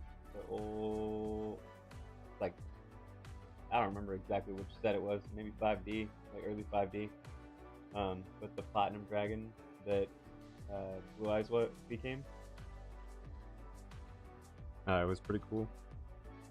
I'm probably not thinking of the right thing. It's been so long. I'm, you know. 47, 69, yes. I turned around and came back and everybody's... Yes, guess the numbers. 47, I like it. Blue 42. Set. 19 layer. Oof. The RB dock. Hey! We got 22. That's super cool too. You should take all of the Dark Player Knights that you have as well and do the shadow box out of one of them as well. It'd be great.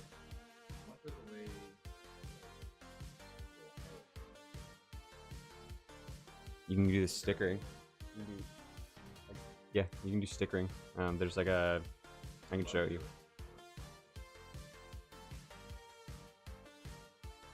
That's super cool too. I can show you the stickering stuff that we used for just making stickers. Yes, sir. I know how to do some cool stuff.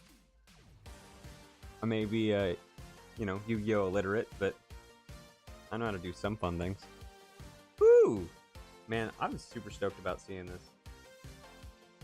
This thing is really cool looking.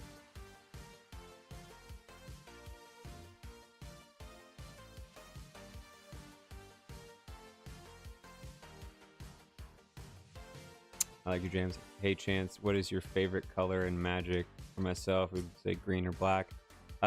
See, I've been running a lot of green and red lately. I'm a big Deadpool fan. My son's middle name is literally Wade because of Deadpool. And so I bought the Deadpool theme secret layer that came out just because I realized that it gets me around doing something gets me around in a mechanic that I absolutely hate, which is hexproof. I don't like when people say, no, I can't touch your stuff. So naturally, I like the idea of being able to choose anyone's creature to exchange the text box with. Ooh, this thing is pretty cool. This is the second one I've grabbed of that one. I really love this. Really love this string. Oh, I didn't see if it had nope. No ham. No ham. What's up, Devil? Tobias just likes to play big green stompy. I see how it is. And then he likes to step on people and send them to the graveyard.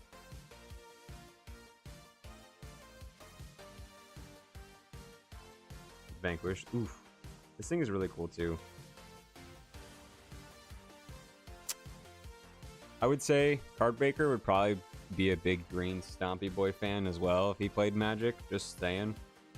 I got my younger brother into Magic, as I said earlier, and he plays Animar, which, or not Animar, but Omnath, which is his favorite green character, like character commander, and all it does is just stores green mana and gets bigger, and then just swings in with a big old punchy boy mechanic. And I was like, yep, this would be you too. You'd love that. The Monarch Revolt.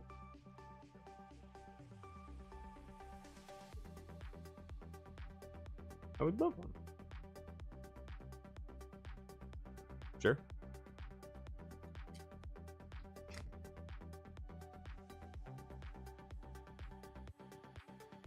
Spirit Poacher. I still think this looks like Persian. Got captured. It's silly.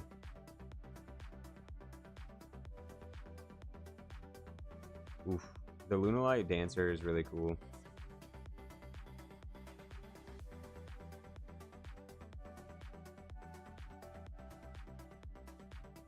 So what can anybody tell me about like current Yu-Gi-Oh? Is it something that people like regularly play often still, or is it like people just collect a lot of cards?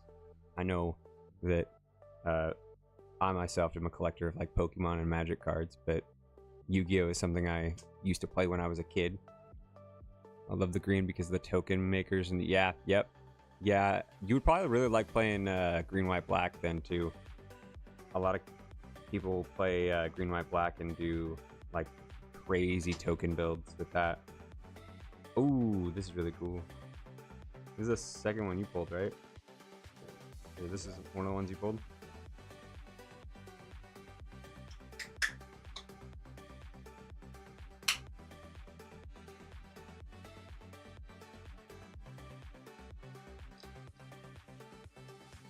With playing with green and like ramp token maker, are you playing like who would your commander be if you're trying to go green tokens? The Monarch Perfection. I love that art style. It reminds me of the old runic protection, or not runic protection, ring of protection. The culture of players is much different from the collectors. That's fair. We're on box 6, yeah. So far, K-Dragon, you've gotten one of the starlights, which I will. It's the best one. It's the best one. You couldn't ask for anything better right now. The blacks, yeah. Okay, so you play Chatterfang, or do you play? Yeah, I mean Chatterfang is the best black and green commander. This thing is super cool. It reminds me of the Crystal Altar thing from Final Fantasy. Not Crystal Altar, but the yeah. Yu-Gi-Oh is nowadays the tournament pretty much run popular archetype deck for their okay, that makes sense. That makes sense. A lot of Magic is that way too now. Once like an archetype, and I guess archetype is the wrong way to put it. Once a deck style is, I guess, found, it's easily manipulated until you know, a ban wave comes through.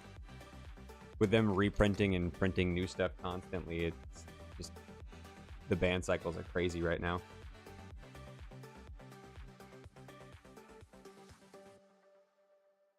Ooh, the Monarch's Revolt is pretty cool. I really like the master plan too, the artwork on these.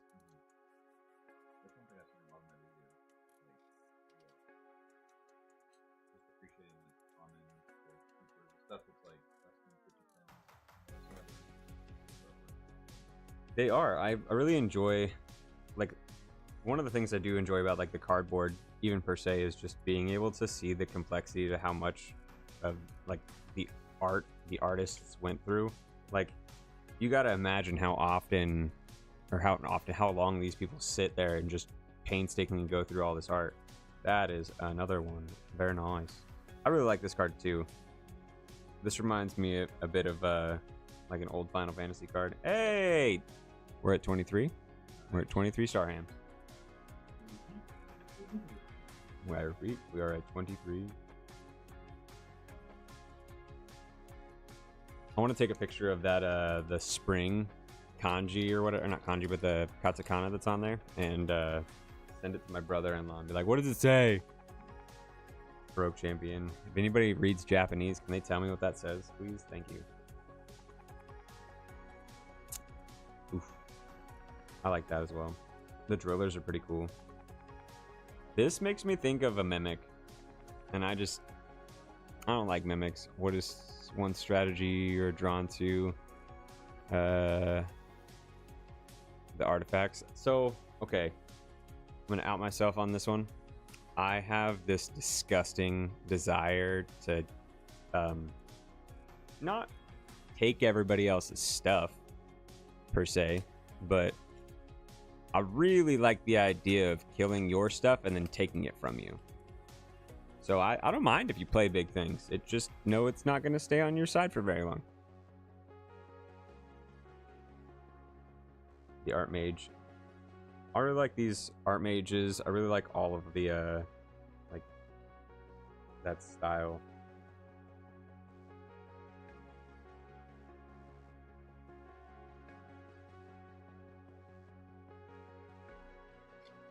Just the one. I really like the cute artwork, and the ugly monsters is the best. Yeah, no, that's been pretty cool. I really like the almost the cutesy like big monsters that have the funny arts. Those are awesome. Yu-Gi-Oh version of that is pre-errata Yugioh Guardian. Yeah, at least 4 out of 5 decks are the top decks. That'll change every 3 to 4 months and get a power creep. Yeah. This deck's archetypes will get support a year later and become relevant again like first. Yeah. Okay. See, and with Magic, the problem is they don't do ban waves nearly, or they didn't used to do ban waves nearly enough, because they just recently, within the last 5 years-ish, started recognizing Commander as like one of the main stakes as how they're being played. Because it's just been standard for so long, and like they do the Magic Pro Tour, and it's just not great per se, unfortunately. Ooh, the Gorgon. This is the 3rd one we've gotten of this.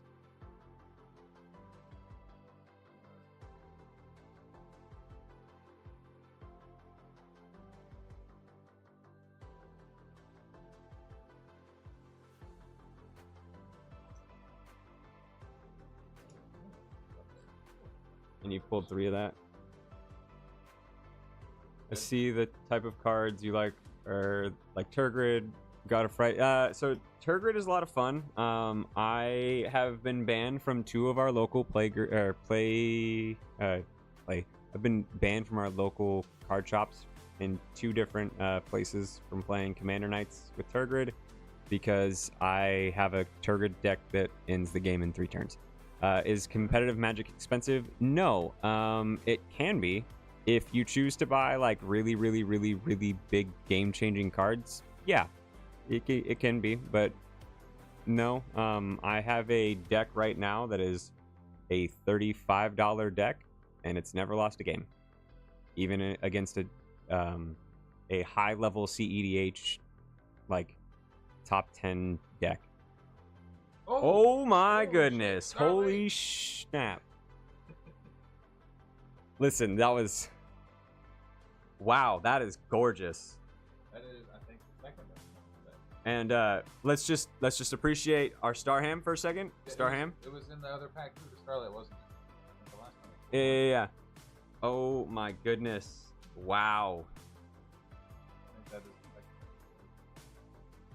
second. Wow. About $200 right now. About $200. That is impressive. Let's go.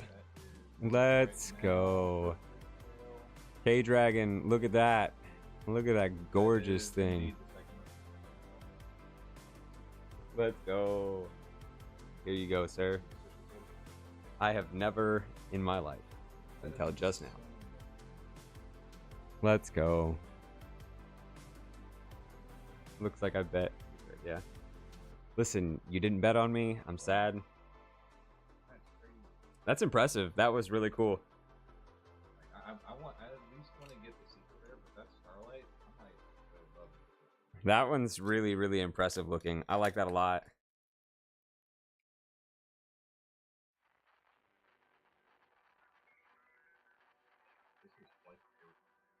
This is very much so quite the... Oh, wow, another Vanquished. That is gorgeous. Man, this I gotta appreciate this card for a second, because I was looking at this beforehand, and I gotta just say, the attention to detail that they have on this, with, like, having her face behind her, is so incredible. And, like, the attention to detail that they put into the staff is gorgeous. Sorry, I just, you know, am excited about that for a second. Hands are shaking.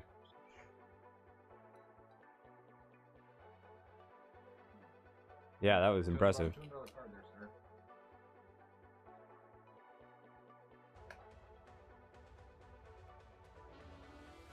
Teleport fusion. Me playing Guitar Hero. The Go-Go. Scary Mimic.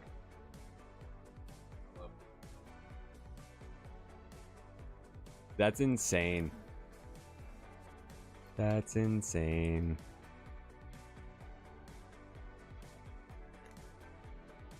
But yeah, so back to the Magic. Yeah, I appreciate Magic in the sense of, like, it's fun to play black decks. I like playing more so how fast can I end the game?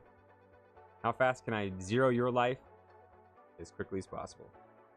I love that. That's gorgeous looking. Well, that was the end of that pack. You like Tiny Bones, the first one? Oh my goodness. So Tiny Bones, yes. Tiny Bones was a lot of fun. I played a lot of that. I am currently, right now, trying to find a Surge Foil Sephiroth. And once I find that, I'm going to jump all over it and build that deck. But I'm going to give this back to our friend here. And go back.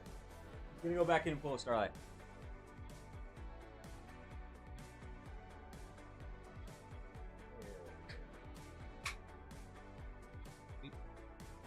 Beep it bop it boop bop. For real, like, I am blown away by how nice this card looks in person. I mean, I knew it would. Yeah, a lot of the Link monsters look incredible, but they did such a stellar job with her. And I haven't been, like, super crazy about, like, wanting to collect a lot of the Sky Striker cards, but they did a great job. Like, just the artwork. I think a lot of the OG collectors, you guys know, like, portrait style, which just isn't quite portrait style, but it's close enough. But I love more of this, like, the front-facing art styles. It looks nice. It's simplistic, and sometimes simple is all you need. Allison said, let Chance open another box. You know, you see, if we balance it out, where if I open like one or two, then he opens one, at the rate that we're going right now, he's probably going to pull the other Starlight. What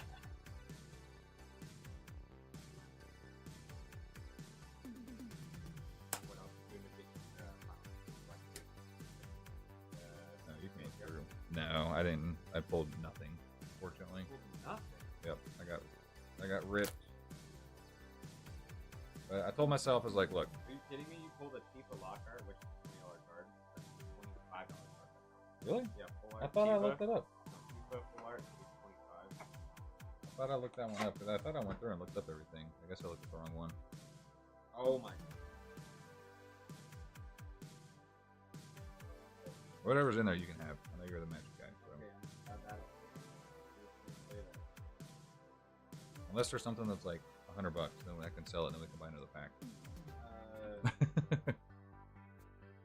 I wouldn't mind ripping another. I could just recycle it.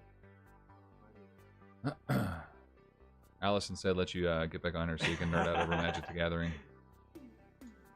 Listen, I'll make my own channel. You guys can listen to where that. Yeah. Do it. I got the Pokemon. Yeah.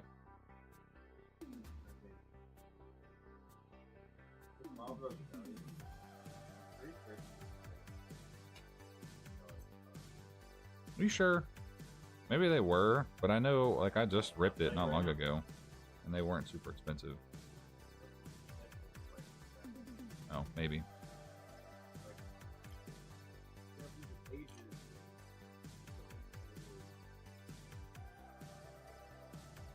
I got no clue what I'm looking at when it comes to Magic. I'm like, I know that it has the serialized cards, and I'm a gambler when it comes to that. Dude, they're selling for like $50,000. More for some of them.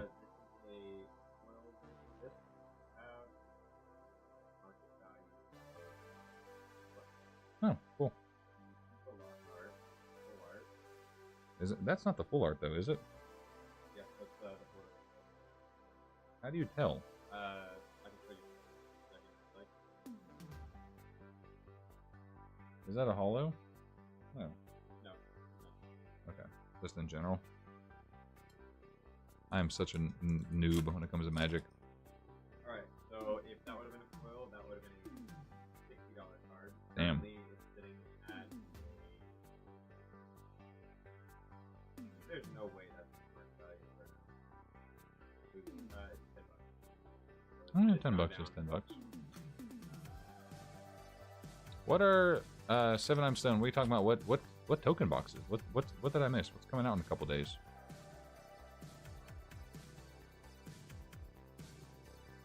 I feel like I'm missing something. Did I miss a release? Josh going AFK in the hopes we have some breathing room between pulls. Oh, okay. Bet. Duelist Advance. Oh, those boxes. Yeah, if I can find some. So thankfully, like for the first year and a half, almost 2 years I lived here in the Northwest, the Walmart and Target, they didn't carry TCG products like at all because theft was so high, but it seems like things are coming back in stock. RB Stage Landing, another one of our Transformer guys. But thankfully it sounds like things are coming back around. I did pick up some stuff with Roland not too long ago at one of our local Walmarts. So if I can find some boxes, I'll for sure grab a couple, rip them for the fun of the channel. I probably won't pull anything because my pack luck for blisters is terrible. Starham, 25? Yeah,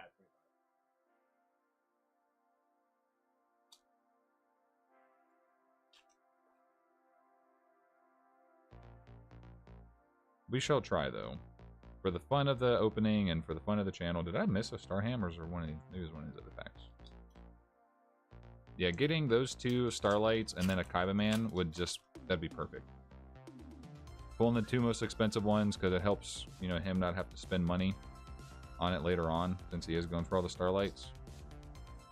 Crazy. Yeah, that's only happened, I think, like one other time. K-Dragon, what was it? We opened Infinite Forbidden, where we pulled the Fiendsmith Engraver. There was something else that we pulled. Like, it made it like the best possible case that we could have opened.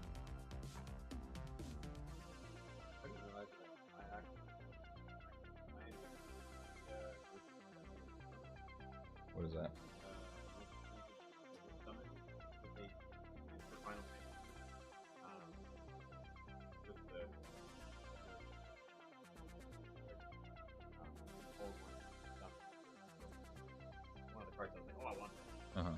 Them building a deck that's based off of Final Fantasy.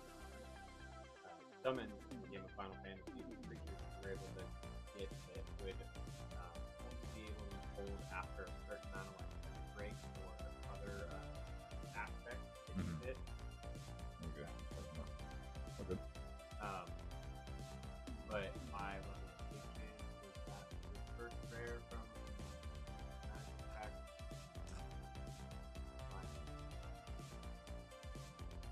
Oh, what was my first?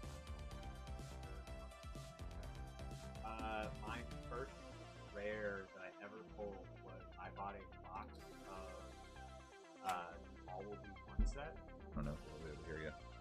So I bought a box of the All Will Be One set, and when I purchased it, I didn't think I was going to get anything, and that was right before they started the serialized cards, and I pulled the Sheoldred, which was the most expensive card at the time, but it was the full art Sheoldred, which is now currently going for the Surge foil. I think is like just under $1,000. Holy crap! But I pulled the non-Surge foil, unfortunately, but it was at the time 200.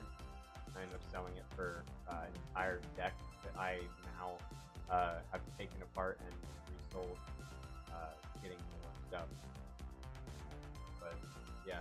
My first like expensive card was Shield.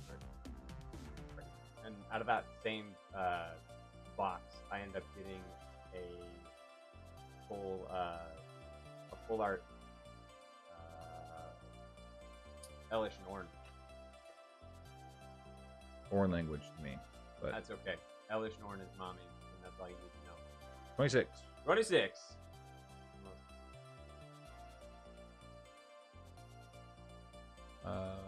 Yeah, we actually pulled that one, Devil Jin. I don't know if you were in the stream at that time, but I think you saw the second one. So the first one we pulled was the Holly Sue, the most expensive one, and then we got the Ace Hero. It was nuts. Alright, you're going myself. Think of a million ways to break this one card.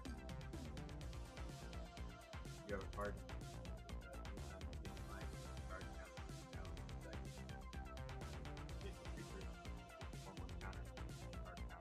Mm-hmm. Same. Yep. I'll just agree with you. Nod and wave. Smile and go, Yeah. okay. Yeah, that sounds good. Oh, there's a secret of it. Secret looks really nice too. Man, that's pretty. The first one of this one. Oh yeah, I'm for sure gonna have to grab that one. Said it a couple times already, but not too many modern cards I grabbed, but that for sure. That's just a nice looking Yu-Gi-Oh card. Josh, to answer your question, I don't think it's gonna creep back up too much. Like what keeps Dragoon expensive is its playability, and I don't really know like how much it's being used at the moment. Obviously it has some collectability, but once the Starlight got reprinted as a QCR, that's when it lost a lot of its collectability. So obviously with it being a Red Eyes and Dark Magician card, it's gonna have some fan favorite hype behind it, driving the price up a bit as well. But I wouldn't bank on it going up anytime soon, if I'm being honest. He's asking what's your favorite Yu-Gi-Oh dragon, or what favorite dragon card is in Yu-Gi-Oh? You actually have it sitting right in front of you. Red Eyes? Yep. Red Eyes. Red Eyes. That's the friend right here. That is my favorite as well. That's my favorite part too, Red Eyes. Same. That or like the original old like first printing of Red Eyes. Cyber Dragon. That's a very good choice too. I grew up watching Yu-Gi-Oh as like a little kid, so it's something that I'm only used to like the very beginning. So, Yeah. kind of fell off after like Yu-Gi-Oh 5D, I think it was, or yeah, whichever one they were up. GX.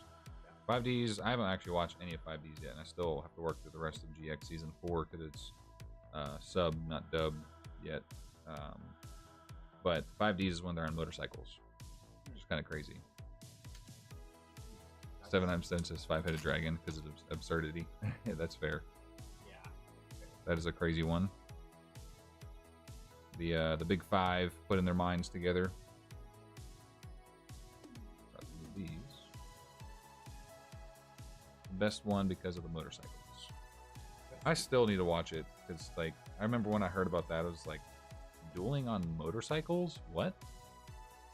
RPK, what's up, my brother? How we doing, Rob? What you up to, dude? Starham 27. Oh, wrong stack. Force of habit. I guess we are kind of winning. He says watching you and doing planks. Doing planks right now. Ow. Ouch. Another Starham. Back to back. 28. 28. I should do some planks. I haven't done those in a minute. I guess we're kind of almost even. Yeah, I pulled the better Starlight, but we pulled some other really nice stuff too. Hey, I'm just saying. This the truth. Can't beat the facts, bro. Sucks to suck. If you ain't first, you're last. Hey, Ricky Bobby. Ricky Bobby!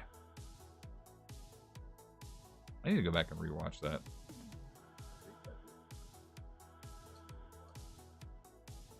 Dragoon right now could go up because of Predaplant. Verde Anaconda is banned right now, and it could be unbanned in the future. That's actually what I was thinking about. Is that's why that was so good for so long, was because of the Verde Anaconda. Same thing with Destroyer Phoenix Enforcer. Like, you could just splash that in almost any deck, and it was busted.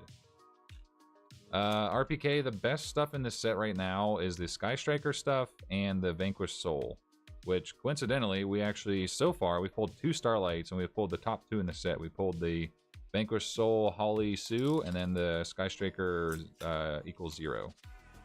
Crazy. The Vanquished Soul is going for like 300 bucks right now in pre-sale, and then the Absolute, or the Sky Striker one is like 200. Wild times. Black Rose?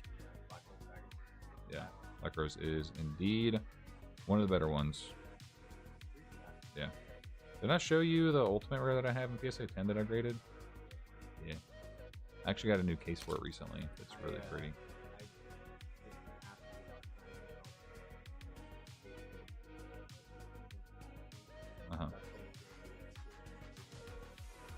Depends. So that one, it has some ghost rares, not all of them. So the ghost rare Black Rose comes from Crossroads of Chaos. If you want that one specifically. Yeah. That's going to be an expensive one, but Fair. yes. So I think booster boxes are like 400 bucks. You can get special edition displays, I think, for like 500 to 600. The special editions, neither of them have guarantees. Oh, that's our first one of that. Art Mage Dak Taurus. But I love the colors on this. Oh my god. Yeah. Like the blues to green into the purple, yellow, reds. Wow. All right. That is pretty.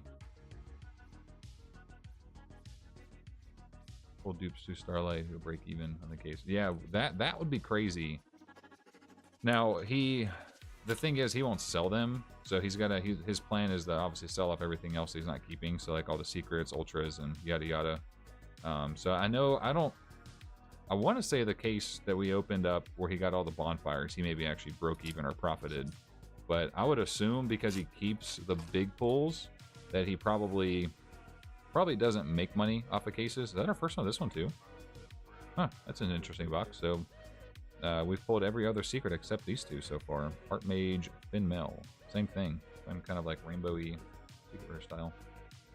Starham. Hey. What was that, 29? Thank you all for keeping up with it in the chat. Hopefully we can get to 50. I don't know though, we're on box number 8 right now.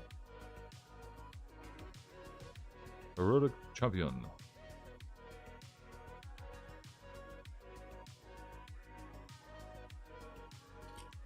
I'm hungry. Yeah, you have an 8.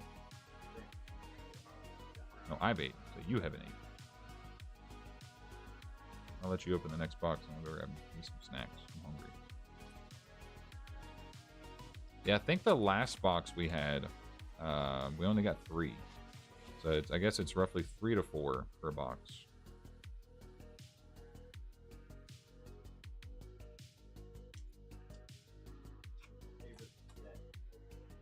My favorite set to open?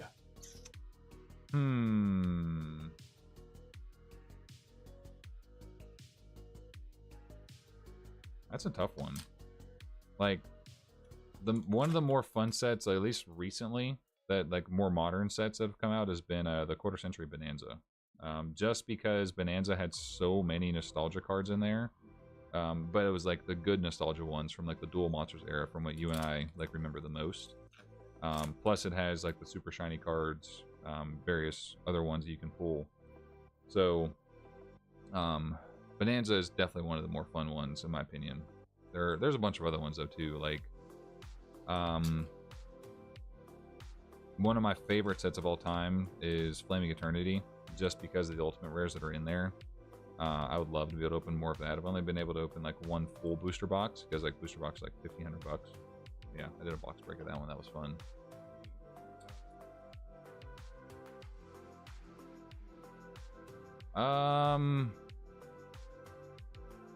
Another Holly suit. It's number 4, I think. Let's go. What a case. That is that's a tough one, man. I would say I don't know what you're in like school wise and stuff, but and what your plans are for the future. But you know, not to sound too much like a parent, but because I've lived it, and so I can speak from experience again, not to sound too much like a parent. 30. Like set yourself up for the future. Like if there's any classes you can take that will influence and help you in college, freaking do it, dude. I've been there. So definitely do whatever you can to set yourself up for a better future. Whether it's extra college credits, if it's securing a scholarship, anything like that. School isn't the end all be all. You know, getting a degree doesn't guarantee you a job, but I can tell you it helps set you up for the future. So if you have the opportunity, do it. Other than that,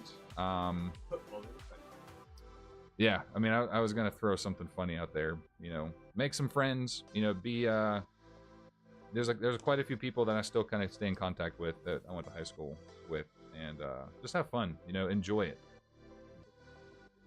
Yeah, don't think, you know, if you're like, oh, that's embarrassing, like there's a few things that I wish I did like when I was in high school, that looking back now that I regret that I didn't, just because I was like, oh, I'm shy, or oh, I'm this, or I'm that, and like I said, I just regret it. So have fun, take the risk.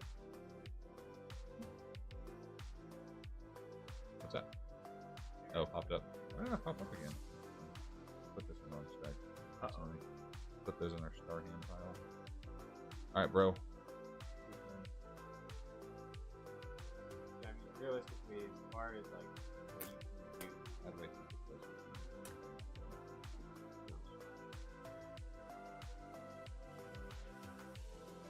Those are not all of them.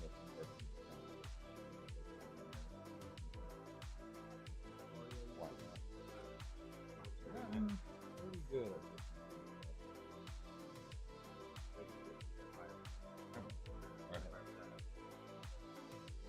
I have a 1 second cigar box for now.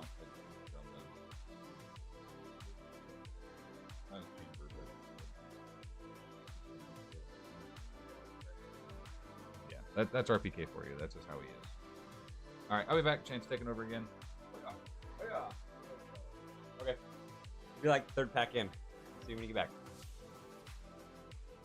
The first pack. Pull the starlight. Yeah, you'll hear me screaming.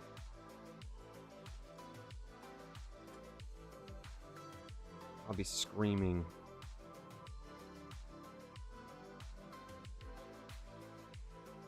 Oh, and then he walks out and we get this. Which it's not a starlight, but it's also still pretty, really pretty. Bully the freshman. I don't disagree. I don't disagree with bullying the freshman, unless it's the special needs freshman. And we don't bully the special needs freshman.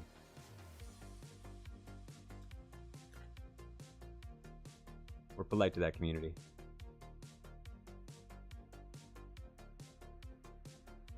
Art mage. Ooh. Helps him build character.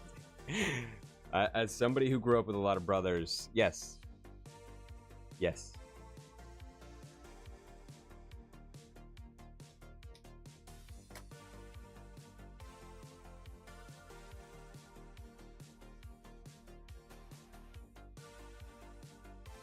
This, oh, woo.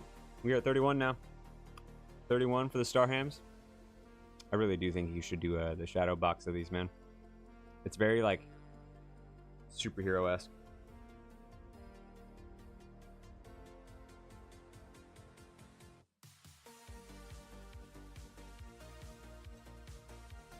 Why is that so big? I don't know. He's just excited, man. He just wants to hang out. He's just a little guy. Starham. RB Funk. Yep, 31. The. Yeah, he's the. He's the Starham.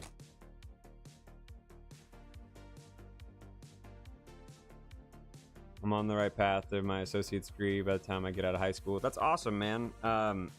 Being in college is super beneficial. I did not take the college route. I took the trade school route, and I kind of wish that I would have went the college route.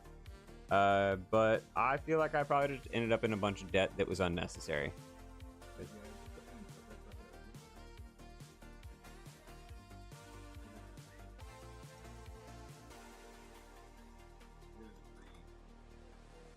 What? That's so good.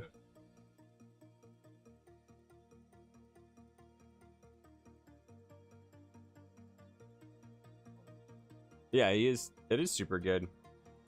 The Gagaga Girl night. What are you going to school for, Tobias? What's you getting any associates for? Are you just getting like a general, or going for like computer science or engineering, or? Yeah, I'm saying if I was you, I'd be tech industry. My younger brother, Caden, just did that. Automotive technology, smart. That is a very smart way to go, my man. Ooh, the art mage for now. This is a really pretty foiling on this. You were saying I like this a lot.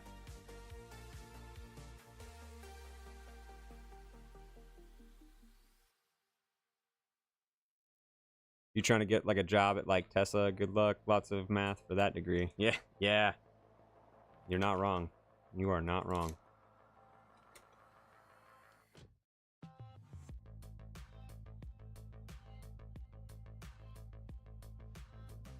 Ooh.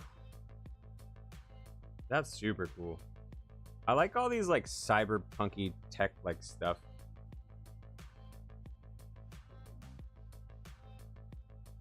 It reminds me of like Cyber Dragon and stuff like that. I like how she has the Pink Floyd symbol as her picture. Just calling her out for it.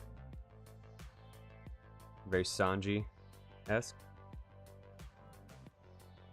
The Monarch Revolt. Man, seeing all these Monarch cards, guys, I'm gonna go home and I'm gonna sit there and I'm gonna watch Solo Leveling and I'm gonna think of Yu-Gi-Oh! And it's gonna make no sense to my brain.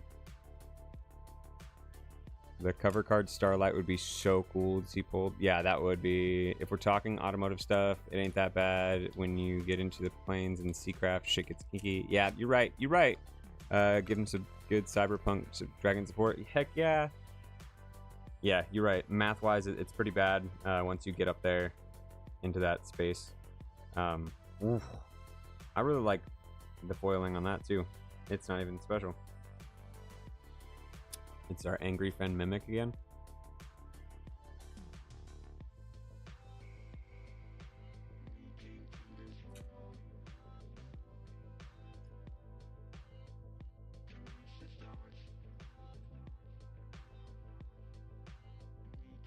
You know, bad Guitar Hero. It's so funny. I really like this. I really like the look of this card. I just wish that, yeah, just wish they would have went with it. Hey, 32 for our Starham friend. The Mason of Dragon.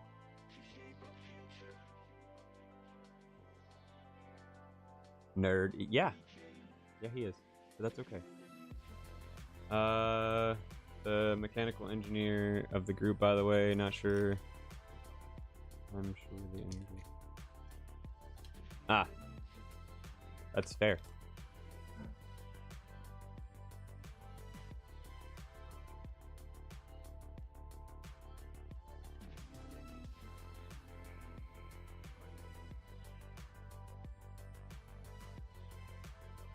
Jeez. I'm, dude, I just gotta get into this kitchen suppression system stuff and I'll be right there.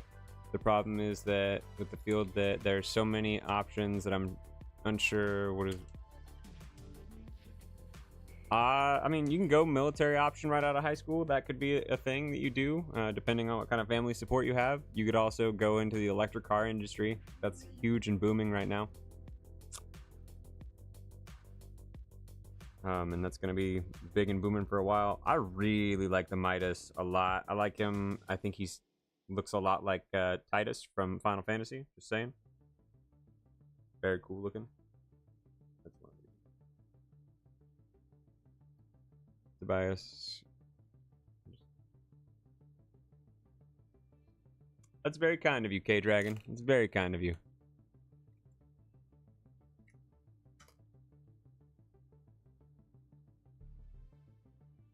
I was going to make a joke, but we're going to keep it to myself.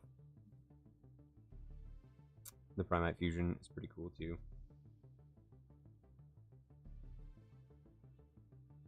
My My father's an RV mechanic. He makes bank because, yeah. Some of those cards are cool, and love the odd luck on some of the cards you have. Some of those cards are cool. I love the odd luck on, yeah, right? You can go into a civilian. Be a sweet deal. That'd be cool. Bio, regenerative cycle. I really like this too. Ugh. The RB, all of the RBs are really cool.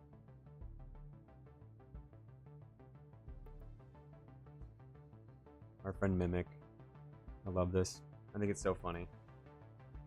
Probably one of my favorite of this set so far is that silly cheeseburger.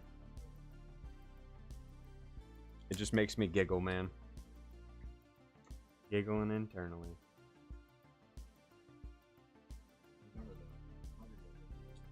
Yes. Yeah.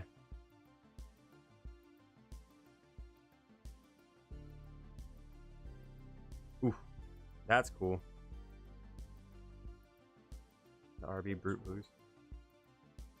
Transformers. Robots in disguise.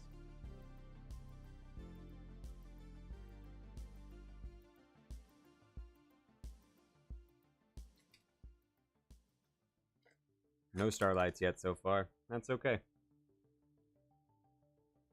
Vanquish tool.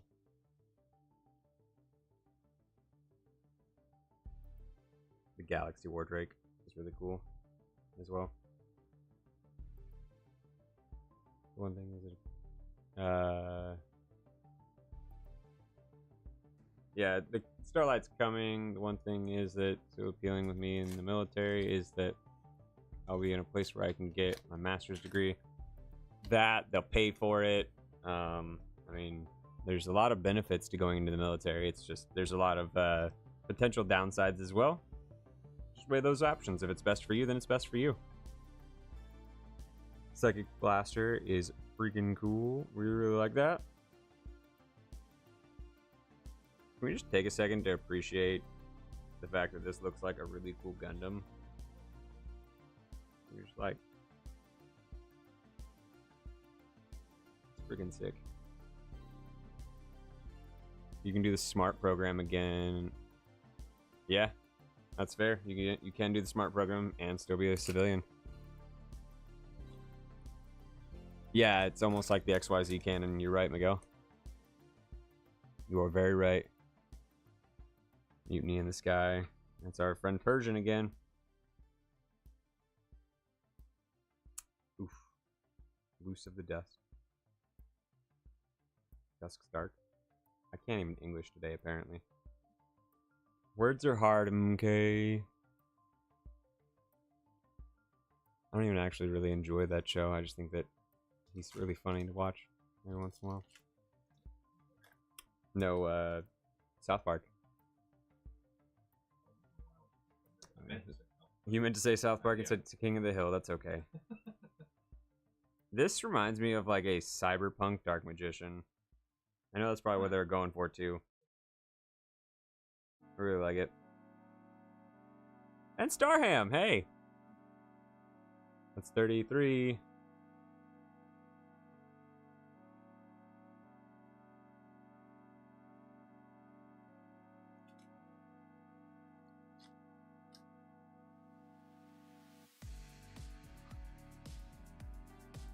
Alright, K-Dragon. It's gonna be this pack. Yeah, I can't get enough of that Starham either. It's pretty great. And nope, just kidding. But it is a good secret.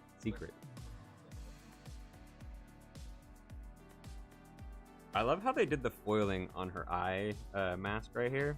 It's beautiful. How they continued that as well. It's very nice.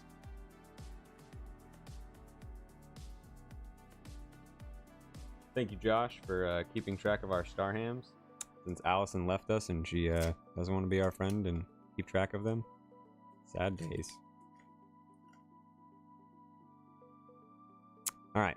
I was wrong, K-Dragon. It's this pack.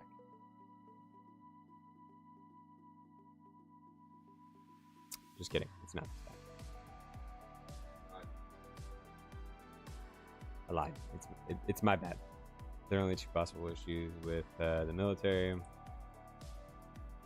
Marble War, yeah, getting deployed and getting killed there. You keep... listen, Linda. Listen.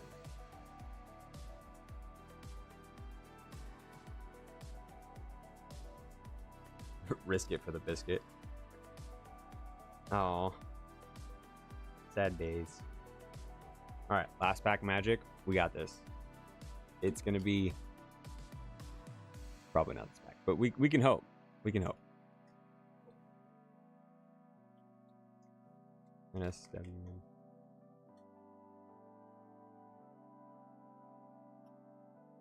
Crossmind Archfiend. Wake up.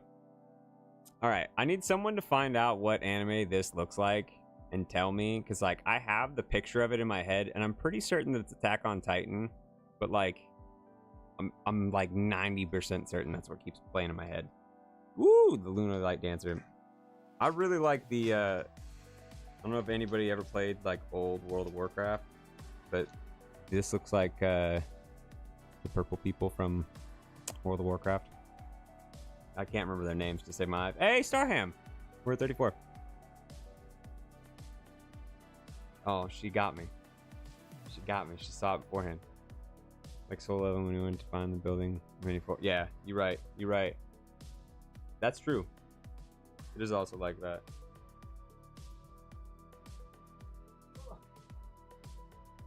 You said to mix them up? Yeah. How do you do that, friend? She beat me to it. I'm sad. Solo leveling has become quickly one of my favorite animes. I literally... So, it's more than just like... I didn't just love the anime. It was the first series that I've ever actually went the full like process through of reading the entirety of the manga. And then I went into a full-blown like... I'm just gonna read everything that there is to read about it. And now I'm 5 books into the 15-book, like, physical book series. I love it. It's so good. Alright. So we're gonna go back to the Kitsumi. I love these things. They're hilarious. Mutiny in the Sky. The RB Funk.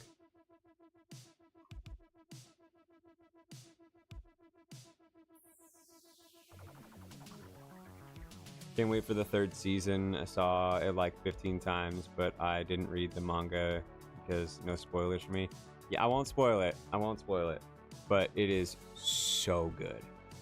It is very good. I will say that they did write an entire spin-off series about his son.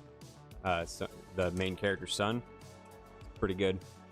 I've only read like 2 of the books so far, and that's because I am scared to get to the end and have to wait. I don't want to wait for them to continue writing. What do you think better, Naruto or Solo Leveling? My son read the whole manga. Well, your son is pretty awesome. And Naruto. Any day of the week that ends in Y, unfortunately. I grew up on Naruto, and obviously I'm wearing a One Piece shirt. I love the big 3, as I call them. Naruto is obviously one of those. Unfortunately, Bleach got kind of like shoved out the day that I discovered Naruto and One Piece, but you know, here we are. Dragon Ball. Say, Dragon Ball, One Piece, and Naruto are my big 3. The do warrior. Oh, da-da-da-da. What's that one? All that remains song. Da, da, da, da, da, da. Yeah, I did remember. Yeah, there we go. Yeah. Naruto, I love True, One Piece as well. Yeah, so Naruto, I fell in love with Naruto to a really big degree because I have kids, and my oldest daughter loves Naruto.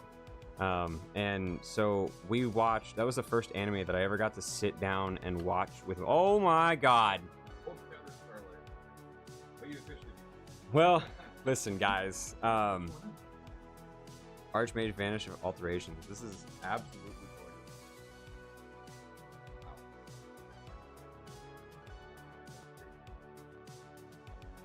This thing is absolutely gorgeous.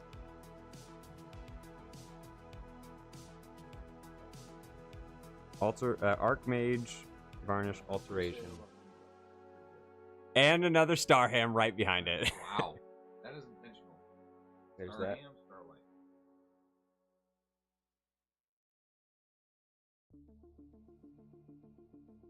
Those are so cool.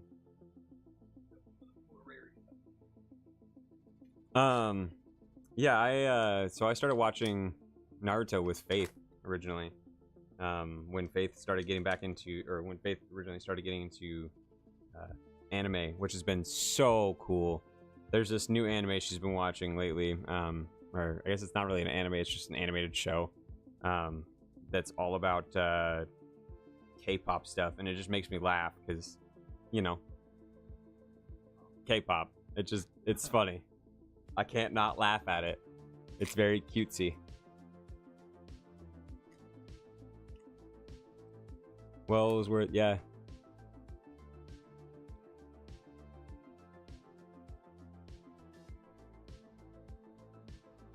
I love the chef, Inferno, the Ash Fiend, yeah.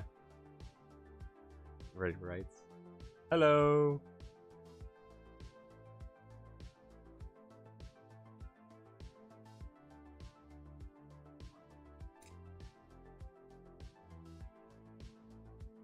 That was crazy, man. That was crazy. Mid-sentence. Catch me off guard. Right? Like, oh, crap. Just mid-sentence be like, oh man, hold on a minute. That means your new Halloween costume with your daughter. No. That was the first year that she discovered, that was the first year she discovered Naruto. We did the whole, like, family thing. We did the whole Uzumaki clan. It was great. Can't wait for the member opening set of this set. Yeah.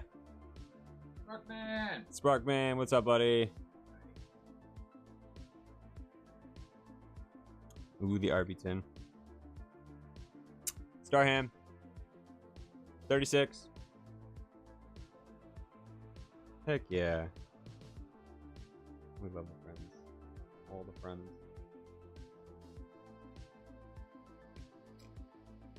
What you trying to pull? So let me show you. We've already pulled the 3 starlights. So this is what CardBreaker pulled first. Right? This is one you pulled. And then we pulled the Sky Striker Ace. Thing's absolutely gorgeous. And then we just pulled the Archmage Varnish. I think all of them are pretty amazing. But yeah, the Varnish, so he pulled it. It was crazy.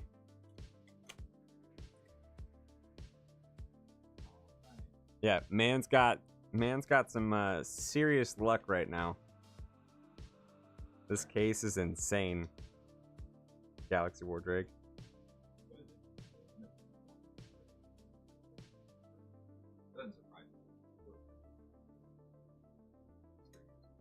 Did they?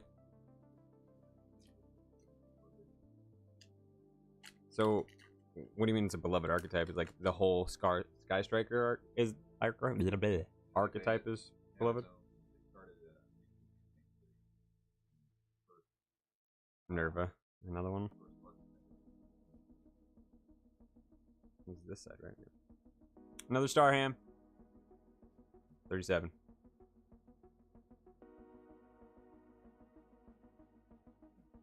Shut it down.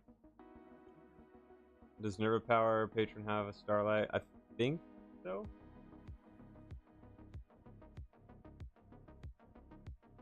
Yeah. Yeah, it does. It's up there. It's not bad. I mean, the Varnished Soul that he pulled is 400, almost 320. Yeah. Jeez. That's gone up just in the last little bit. Yeah, the Sky Striker Minerva. Or Maneuver.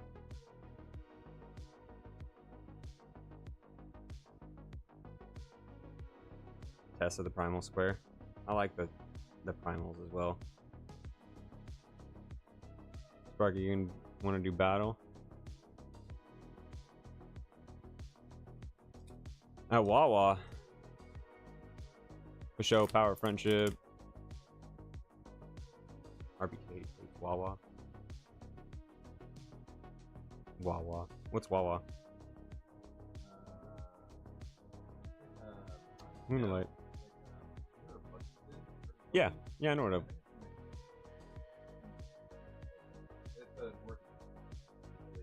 It's a gas station. Oh, okay. Okay, so it's like a Casey's.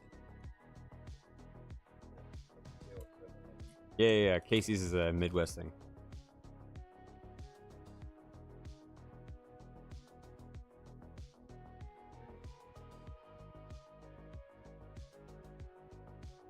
I really like that. The parallel artwork on that. And the parallel teleport. Never. That place is hell. That's funny. Can we videotape it and put it on the internet? I bet Allison will videotape it. It'll be good. We're just volunteering her for stuff now. Put her to work. She's failing on keeping track of stuff, so we need to put her to work in a different way. Shh. We're not gonna give her that win. I'll post on my upcoming OF about the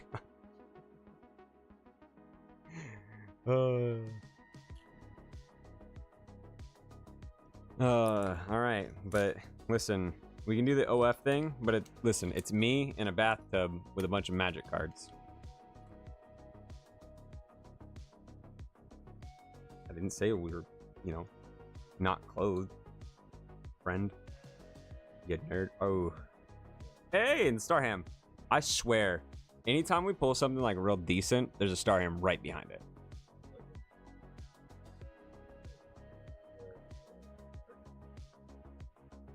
No protection either.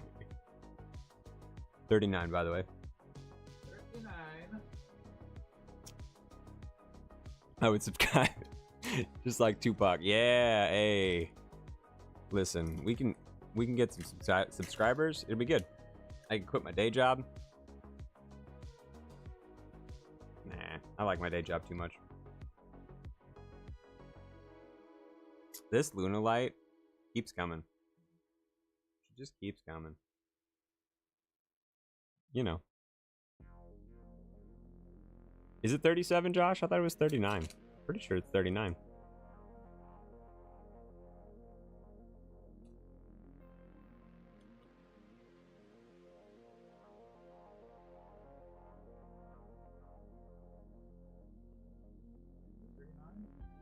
Art Mage. Woo! Cardbreaker OF at 5k subs. Yeah.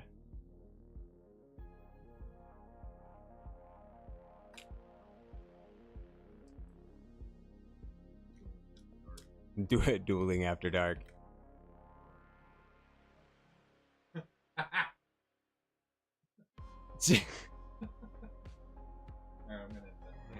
Oh man. So it's you and a Speedo. It's you and a Speedo, right? Playing Yu-Gi-Oh. Terrible. That is awful. Allison says she could support this cause. Of course you could. Oof, that Varnished Soul rock. Hey, RPK and you in a Speedo doing Yu-Gi-Oh battles. I'm here for it.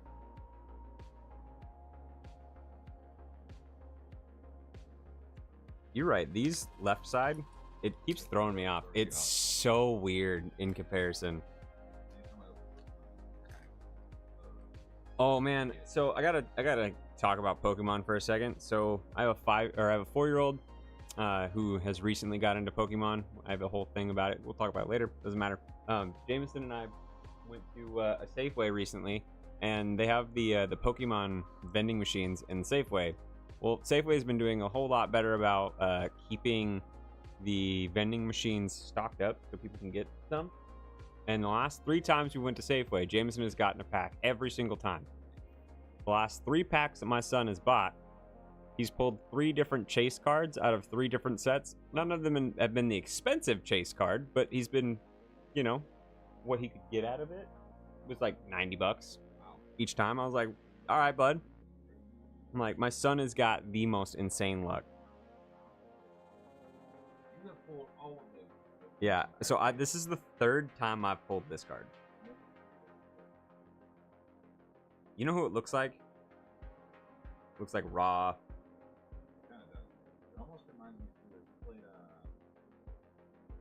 Blue. Yes.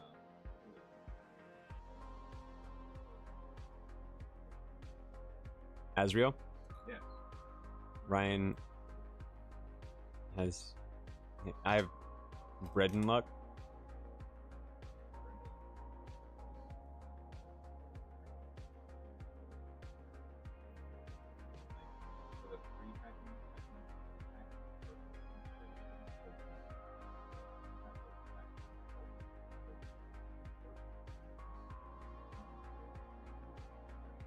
Fair.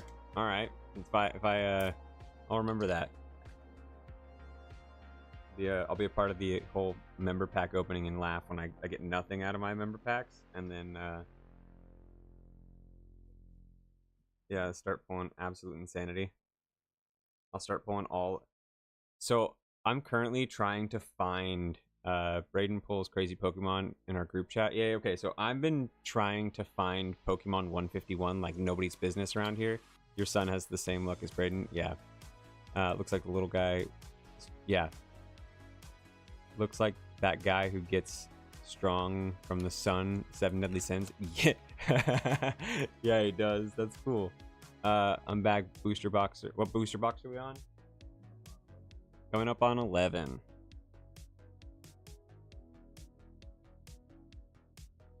Oof, the Prime Dragon. This thing is gorgeous. Yeah, so my son, we were at our last card show at the, I mean, I can get you 151, but it'll be a little under, just a little under market price. I'm down. I'm down. But so when we were at the card show last, one of the guys let Jameson open a pack for him. Jameson pulled a god out of the Dude Prison Evolutions. He hit he hit the Umbreon at the very end, but he hit all of the main evolutions, the first 3, and then the Espeon EV. Yeah, no, he pulled the God pack. So my 4-year-old son, English, my 4-year-old son, we were going through one of the like local card show vending, and the card vendor that we had walked up to the very last one of the day, said, "Hey, do you want to open a pack?" And my son was like, "Yeah, happily." And my son was handed a pack to open out of the guy's ETB box, and he got to pick whichever pack he wanted, and just he was like, "You don't get to keep," like, he told him, "You don't get to keep anything, but if you want to open a pack, you can open the pack." My son was like, "Heck yeah." And yeah, he pulled literally every card. Granted, I was like, "You're crazy for letting a 4-year-old open a pack like this," but here we are. And then yeah, he pulled literally every single one. Have we pulled any more Starlight rares? Yeah, we pulled one more. Do you see a Evolving Skies BB got stolen at the Cleveland Collecticon? Yeah, I did see that. And it was caught on camera. Hit me up after. Let me know what you want. I'll get you your pricing. Cool. I'll hit you up in the Discord. Yeah, it was crazy cool core memory for my son. My son's current favorite is the Mega Evolutions Charizard. I think it's the blue one, the black and blue one. Morgana eyes. And the guy ended up giving my son a full art black and blue Charizard. But yeah, it was so nice. It was so cool. But Kyle, the Starlight that we ended up pulling last was the Archmage Varnish alteration. Honestly, I like this a lot. It looks like what's that kid's name from Black Clover? You don't even know that anime, do you? Asta. It looks like Asta right there, doing one of the protection magic things. But yeah, I will give it back over to CardBreaker. This has been a lot of fun.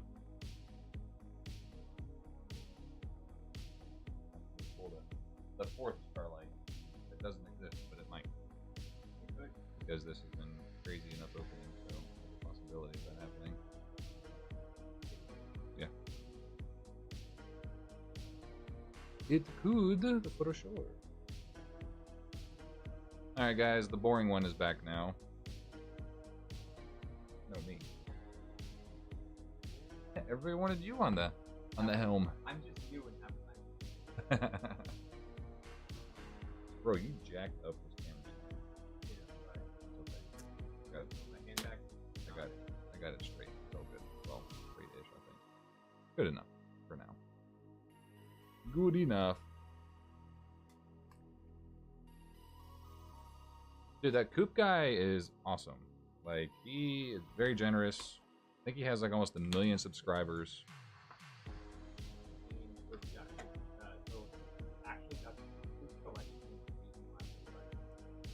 awesome.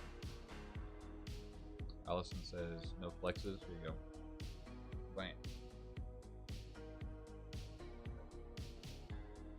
Do it again. I was like this, if you can't see because I'm on my side. The camera flipped, I was like this, and you're like, so my whole body was like covered up. Like,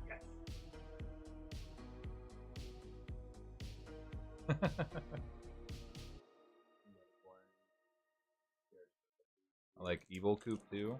Oh, Evil Coop is so funny. He has an alternate personality. Yeah, there's a guy who does like one of the guys. Uh-huh.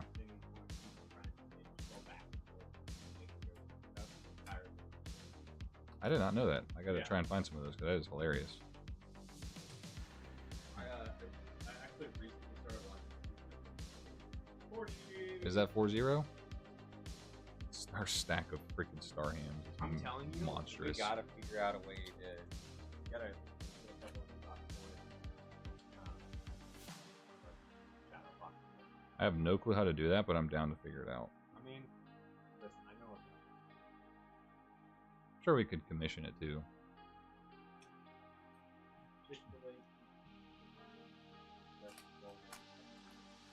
Plus all the chicken. Chick-fil-A sounds banging. I bet. You didn't have lunch, you said? You're crazy. I would literally be dying. I'm literally right now.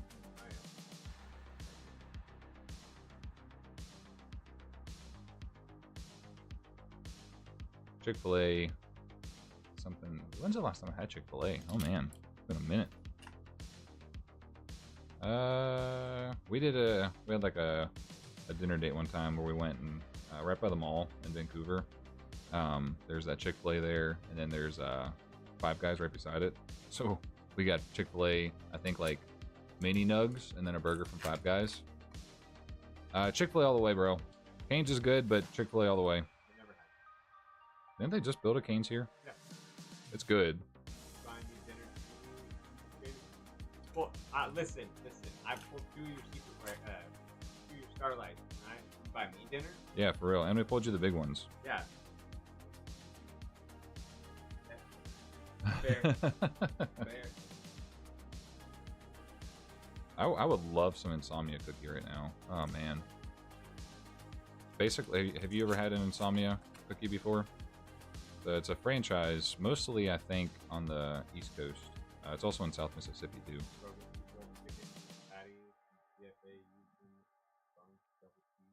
Oh, my God. Oh, That's some big back activity right there. What do you think about the 25 tins and 25 Five Guys has ice cream? PDQ. Never heard of that one.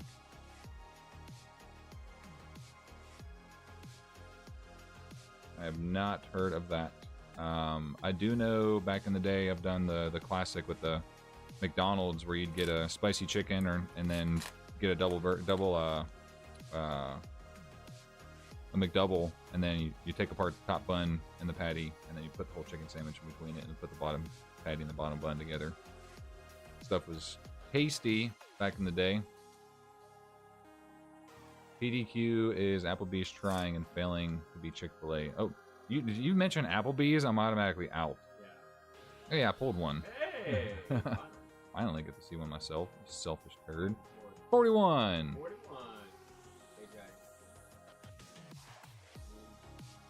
That's just K-Dragon for you. Allison, are you surprised?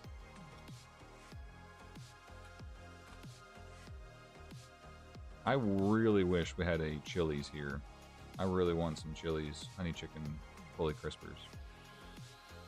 What? I mean, don't get me wrong. Like, it's not the absolute most amazing food in the world, but for the bang for your buck, like, just how it tastes compared to how much you spend, it is well worth the cost.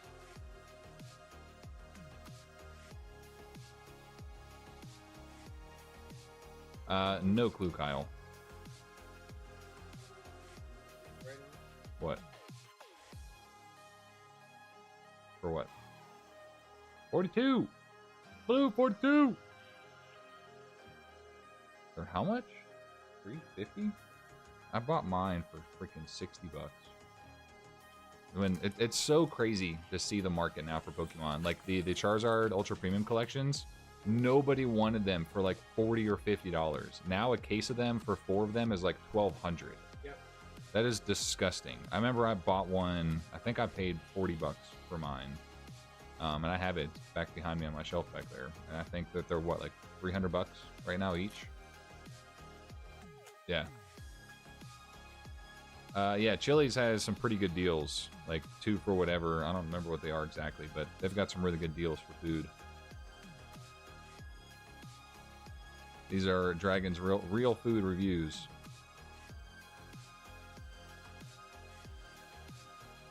Chick-fil-A where I'm at is not that great. What? So crazy how much Pokemon I've passed up buying horrible Yu-Gi-Oh sets. Bro, I think about that all the time. Like, all these crappy modern sets that I've opened for Yu-Gi-Oh! And have bought, like, singular booster boxes of, that I'm like, oh yeah, this is cool to own. Worst thing ever. None of it has gone up. It's all gone down. I guess not all. Some of it has stayed. Starham, 43!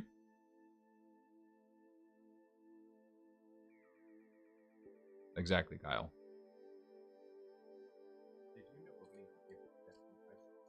I opened 3 packs. Roland opened 3 packs. He pulled the freaking Ho-Oh. I went up there to help him move some stuff to Tacoma, and there was in the BX up there on base. There was one of those vending machines, and it had just like, you know, random stuff. And it was way overpriced, but I'm like, I'll buy 3 packs. And so yeah, he pulled the Ethan's Ho-Oh. He's like, oh, I got something. I'm just like, bro, that's literally the one card that I want from this set, and you just pulled it right in front of me. I wanted to slap him. Yeah? Take a look at it.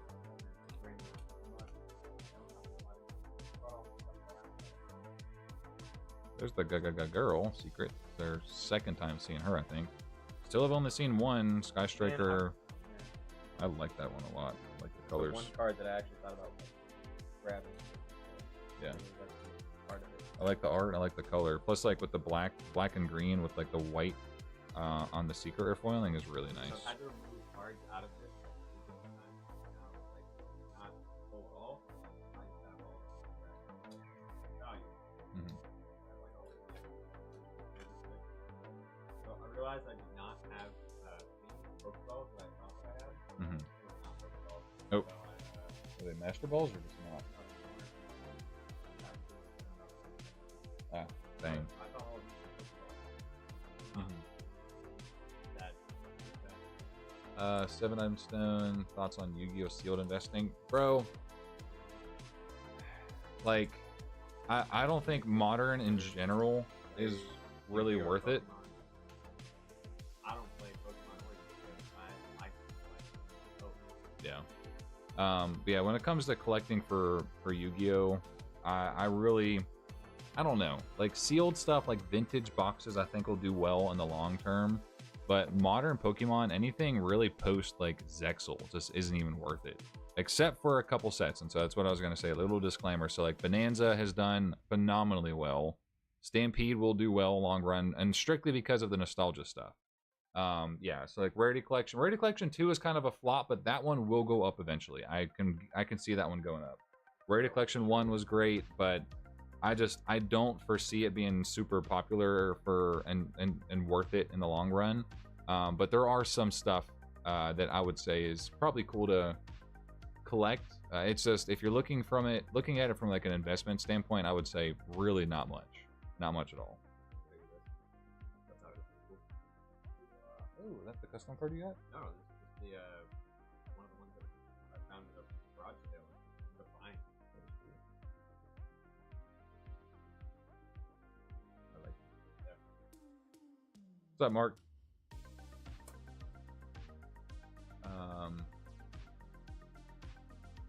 Then so that's why I said we think it's better to play Yu-Gi-Oh! Or Pokemon. Yeah. I would say as far as to play, it just depends because Pokemon, from what I know, is relatively simple, and it's not super expensive. It rotates every so often, where some cards get pushed out where you can't use them. And that's the one thing I actually really like about Pokemon is what is it? Every like 2 or 3 years, or every couple months or something, they completely redo the entire legality of like what's legal to play. Where Yu-Gi-Oh! It's just like kind of fair game. Now they obviously have ban lists and stuff, and they control some things that way. But Yu-Gi-Oh! Modern Yu-Gi-Oh! Is just it's too much. It's far too difficult for somebody new coming into the TCG to understand well and do well. It reminds me, like, I don't play World of Warcraft at all, but it reminds me, like somebody has said before, where World of Warcraft is very much controlled by the people who have been in for a while. It's not very welcoming.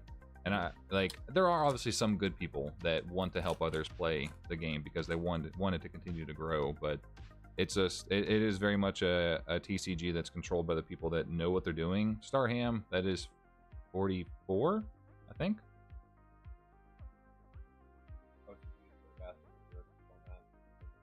Mark, we pulled the Sky Striker Ace Zero, so check this beauty out.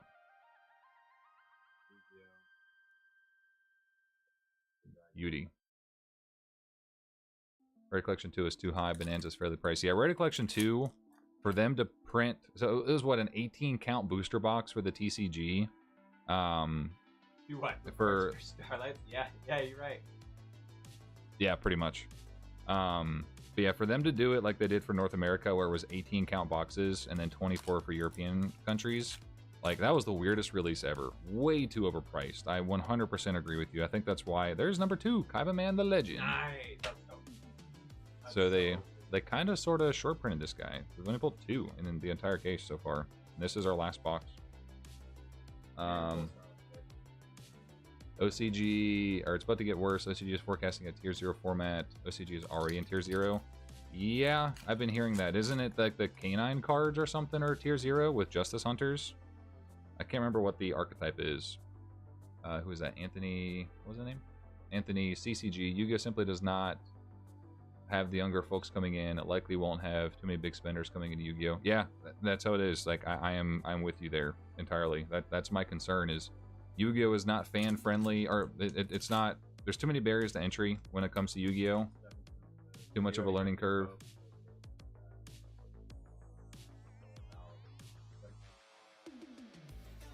Yeah.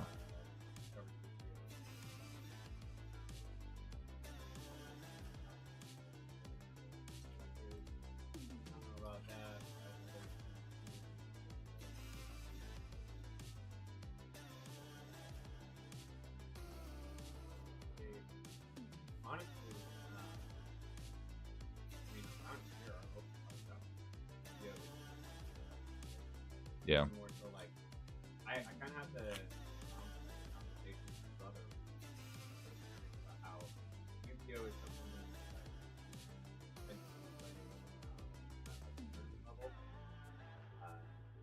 Pokemon is something like has like all I really like is certain art, quite successful. Mm-hmm. And Magic is something that like play at like a high end. Like, 40. I don't even know what this is. 44, 45 something.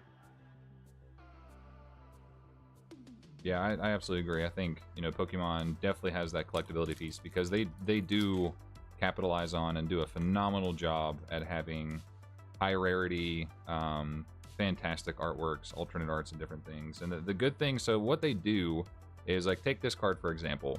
They have the base versions, which are like EXs now with, like, just example for Scarlet and Violet, which have the same effect as the big alternate art. So it's the same thing. The card does the same thing. It's like, imagine that they did a super rare of this card and then a starlight rare, but the starlight rare has a different artwork, and that's just like the and that's one thing Yu-Gi-Oh needs to do is they need to have different arts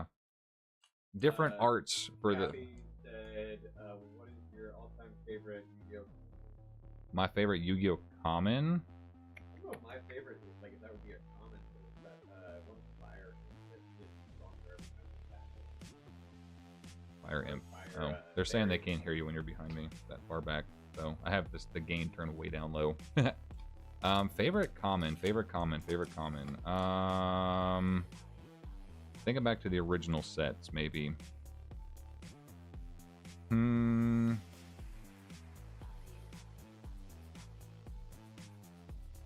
Wow, there's so many commons. It's hard to say like a favorite. There's a lot from Meta Raiders, like Baby Dragon, obviously is a pretty big one. Allison, I was literally thinking that. Humpty Grumpty is a big one. That's a cool one from, I think. So I was telling you, they can't hear you. Gotta speak louder. Say it with your chest. New style play isn't very fun for new players. At the pricing is trash for Yu-Gi-Oh. And like I was saying, the barrier to entry and the learning curve for your modern Yu-Gi-Oh is just crazy compared to other TCGs where things are more welcoming and just easier to understand. Josh said it right there. At the moment, Yu-Gi-Oh is more available to vouchers to take I do, like, I've said it before early on in the year, like when I did my prediction on how things are going to go. I do still think that eventually some of the Pokemon hype is going to bleed a little bit more into Yu-Gi-Oh. I think that I am for it because it'll create more hype around the game. There'll be more money going in. You know, Konami should hopefully do some cooler stuff. But the issue is Konami is just shooting themselves in the foot. Is the problem? Like they're not helping themselves grow. They're completely crushing all collectability of it, and that's what a lot of people do for Yu-Gi-Oh. They collect the cards. There obviously are its main focus is playing and dueling, but they don't focus enough on the collectability piece, the longevity essentially. Like they're just like, oh, we're gonna reprint this, oh, we're gonna reprint that. Like nothing is sacred. Everything can get reprinted to the ground basically, where it's worthless. And so a lot of people, Starham 46, a lot of people collect Pokemon because of obviously most cards are exclusive. You know, you buy a set of Evolving Skies, you're going to pull the Moonbryon, or you can pull the Moonbryon, and you can only pull that in that set. Whereas Yu-Gi-Oh, like, example, this prototype Psychic Blaster, they're probably going to reprint this 3 other times, which is just ridiculous. Time and money you have to invest into playing Yu-Gi-Oh! Is less accessible to teens/kids, making a costly barrier to entry for modern format play. That is 100% true. Like,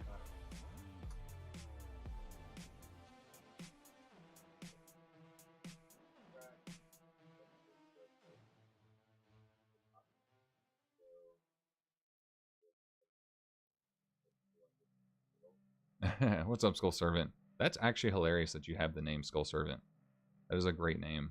Going back to 7-item stone, so like you're talking about, that things are expensive, and that's the truth. You know, the one good thing about reprints is it drives the price down, but Konami creates this scarcity on. It's like, okay, we're gonna have this. The issue is, it's like, okay, this is gonna be a meta card where you have to pretty much play it in your deck or you're gonna lose. And then they're going to short print it is the problem. So not only is it going to be a high demand card, it's going to be very few in quantity and available. So the problem is it drives the price way up, and people just can't afford it. And then it takes all the fun out of it, because if you're somebody that's, you know, either has a job or wealthy parents, if you're younger and don't have a job, who just buy you whatever you want, then you can essentially control the game by just having more money, which isn't fair. I don't think that's the best way to go about things. What's up, Joey? How we doing? Yeah, Yu-Gi-Oh! Has been expensive for a while. All of the big cards have kind of controlled how things were played. Like, think about it, Crush Card Virus. When that was exclusive to a Shonen Jump promo, or the Shonen Jump like championship series, like, that card was literally, from what I've heard from people, it was passed around the top players only. When people couldn't afford it, like, they would kind of like loan it to their friends, just because of how strong that card was before there were reprints. And so that's just been a thing that's been going on for a long time. Anthony says, I'm 18, got into Yu-Gi-Oh! A few years back. The only reason I stuck was because my buddies forced me to learn the rules through hours of calls on Discord. That's good. Don't see how someone would willingly learn Modern format. I'm with you. Like, I have zero desire to fully learn Modern and all the different archetypes. Raging Things, right, yep. I need to really go and think about what my favorite common would be.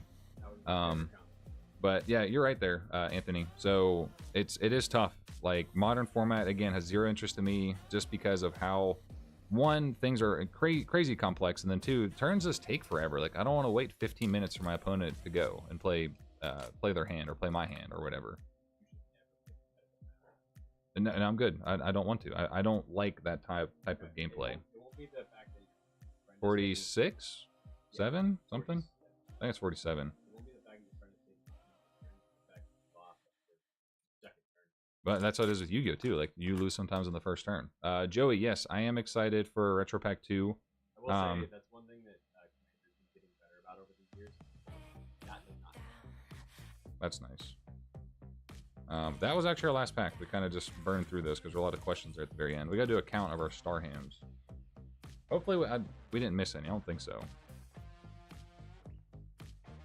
But yeah, the thing with the Retro Pack 2 reprint, it's fun because it's bringing stuff back that people didn't have access to a while ago, to give an opportunity to open. It's bad because obviously it hurts the original collectible things, and that's just one thing Konami continues to do. They just reprint everything. But it'll be fun to open, I will say that much. And the good thing that I noticed with Retro Pack 1, it didn't really affect the value too much for the original Retro Packs. Like, true collectors are going to want the originals, not the reprints.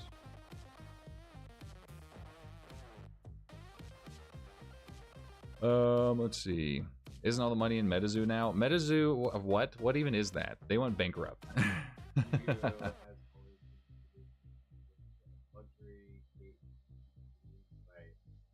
6, 7, 8, 9.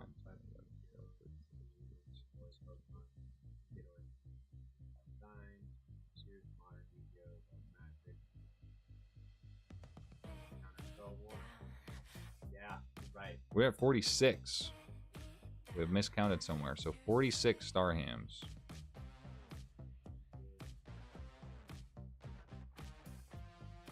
Unless I miscounted one. We're either 46 or 47, something like that.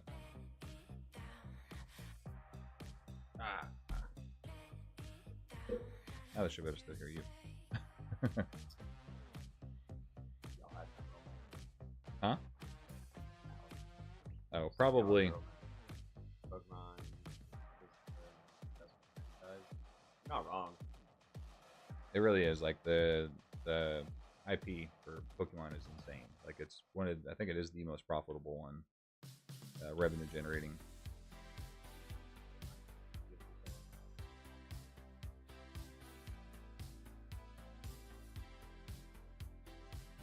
Yep, it's 100% 7 Stone. It's more marketable, relatable. They cater more to kids. I forget whose video I watched recently. I need to go back on my history on YouTube, but they nailed it perfectly with like the gameplay, just everything. Like they really do a stellar job at keeping it kid centric and focused, because like if you think about it, the more it's catered towards kids are going to continue to just year after year after year after generation after generation, they're going to be interested in it. Whereas now Yu-Gi-Oh is more centered towards a little bit older, maybe not necessarily adults, but like the packs say what, 6+ years. I don't know many 6-year-olds that can play modern format Yu-Gi-Oh. I just really don't. It's crazy. There's no way.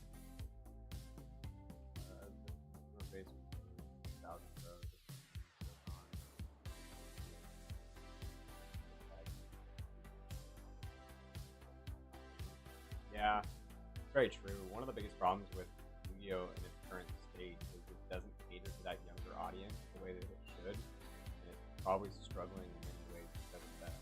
Can't play Cat Quest. Yeah, I've played Cat Quest with my kids. Yeah, Cat Quest is great. It's hilarious. I think Pokemon cards can fall off. More products available. It could fall off, but the problem is that Pokemon has been going strong for almost 30 years, and it's probably just not going to go anywhere at this point. Yeah, I don't see Pokemon going anywhere. There's, especially with how hyped it is right now, and like if you watch any vendor POV for Pokemon, I would say 70-30 split. It's going to be adults and then kids, like that 30%, maybe even more. It depends on who you watch, but I can't tell you how many people I watch, like Jar Chomp Collectibles, like one of the best ones, Coops Collectibles or Collection, wherever it is. Most people that go to his table are kids because they watch his content. Like he even caters his content towards kids a lot of the time, and so they're doing a phenomenal job. Like I don't really know anybody that does Yu-Gi-Oh POV vendor, because nobody sells stuff as a vendor at a show for Yu-Gi-Oh, and that's the sad part. Later, Devil Jin, take it easy, buddy. Anthony, you're wrong. I'm just gonna say that outright. You're wrong. It doesn't have more iconic characters than Magic. The reason why I state that is because you can think of any of the first 5 Planeswalkers, and in many ways they've been the same for the last 20 years, and have been the same main faces of Magic this entire time. We've had the same 5 character heads for Magic for years and years and years to come. Each time they reiterate how their story base goes, they just keep adding the character bases back in. I mean, we've had Elspeth and Jace and Chandra and all them over and over and over and over again at this point. But you're not wrong with the Tsunami season. It's funny that Pokemon and Yu-Gi-Oh! I think it's crazy that people bully kids nowadays for collecting before knowing what Magic and Yu-Gi-Oh was. 0 Magic characters that knew about Blue Eyes. I mean, to some degree, a lot of kids watch Yu-Gi-Oh! I think that's where Magic falls short, is it doesn't have like its own IP, like TV show attached to it. Mm-hmm. But it's been going strong in like the book base for so long that I don't think it matters. I wonder if kids in high school now play card games. So, yeah, they do. I mean, I was a behavioral specialist at a high school for a decent amount of time for this year, and we had a good little Magic going. I do like that nerd culture is being more accepted. Like you said, Sparkman, if you don't collect Pokemon now, it's like, oh, you're lame. But before, I remember, like, the reason I got out of collecting Yu-Gi-Oh is because, oh, you collect Yu-Gi-Oh, like, you're lame. You're not part of the cool kid club. And like, that was just kind of the stereotype back then. If you collected any TCGs or played them, you were a nerd. And looking back now, that was the dumbest thing that I believed into. It's like, oh, I don't want to be a nerd. I mean, I played a lot of like I said, I played a lot of Magic growing up, but I collected Pokemon like crazy. A lot of times when I would be trying to get more and more Pokemon cards, I'd always find that like my friends that were the more popular kids would always end up having the best hookups for it, and they'd just be all closeted about it. Yeah, there was that too. I had a couple that were like that. I don't get bullied in high school. I let people in my high school know, but that's good. But like we've all kind of talked about, like these days, like obviously Tobias, you're I think 18 or turning 18. We're like 30s basically. Like just nowadays, like we kind of all said, the nerd culture is just very accepted and encouraged. Like it's cool to be a gamer. It's cool to be like collecting trading cards. It's cool to do different things or be a streamer or YouTuber or whatever. And that's good. Like I think obviously for those that aren't in the nerdy stuff, then they're just like, oh, that's still lame. But it's nice that it's encouraged. Because like there's a lot of reasons why. Like it's a safer thing to get into than a lot of other things out there. Yeah, he was. Yeah. He did it. There was some other there's a lot of obviously sports, like a lot of athletes, professional athletes that collect and play.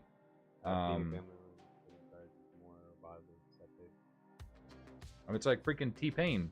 T-Pain makes more money now playing streaming on Twitch than he did ever making music. Now granted, he's T-Pain, so he was popular on Twitch because of him knowing who he was from being an artist, but the dude's blown up. Like he's now playing video games for a living instead of making music.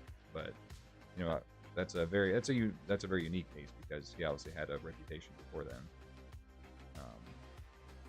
But you know, card gamers are the most important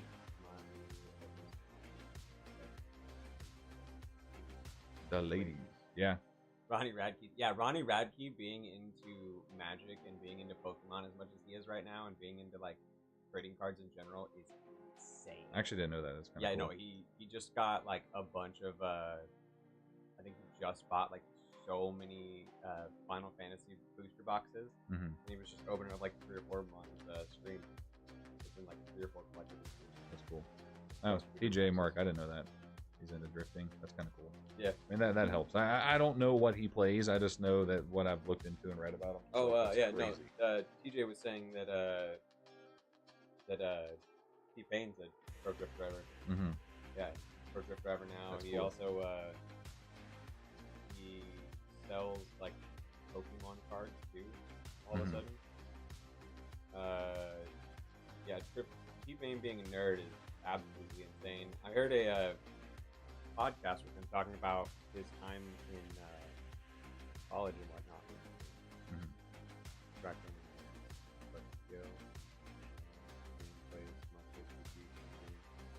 he plays mostly like Warzone from what I remember seeing, and then he does a lot of like what is that called, reaction stuff to people's music. Breaker and Sparkman meeting up at a show needs to happen soon. Get you on stage in New York, do some Q&As in the future. Sparkman, pull your strings. I know that now that you're pretty much hosting that show, have them fly me out there. It's not cheap to fly out there. I'll come crash at your place. I would love to go out there. That would be crazy. That'd be so cool. Chumley needs to I'm so glad that Chumley distanced himself from the pawn show. Right. Exactly. Yeah, Mark. Yeah, business expense. Have them write it off. I mean, I could too technically. I could business expense it for YouTube. But at the end of the day, I still got to spend the money. Fair.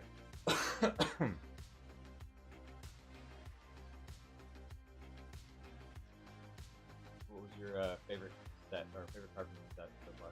From this set? Yeah.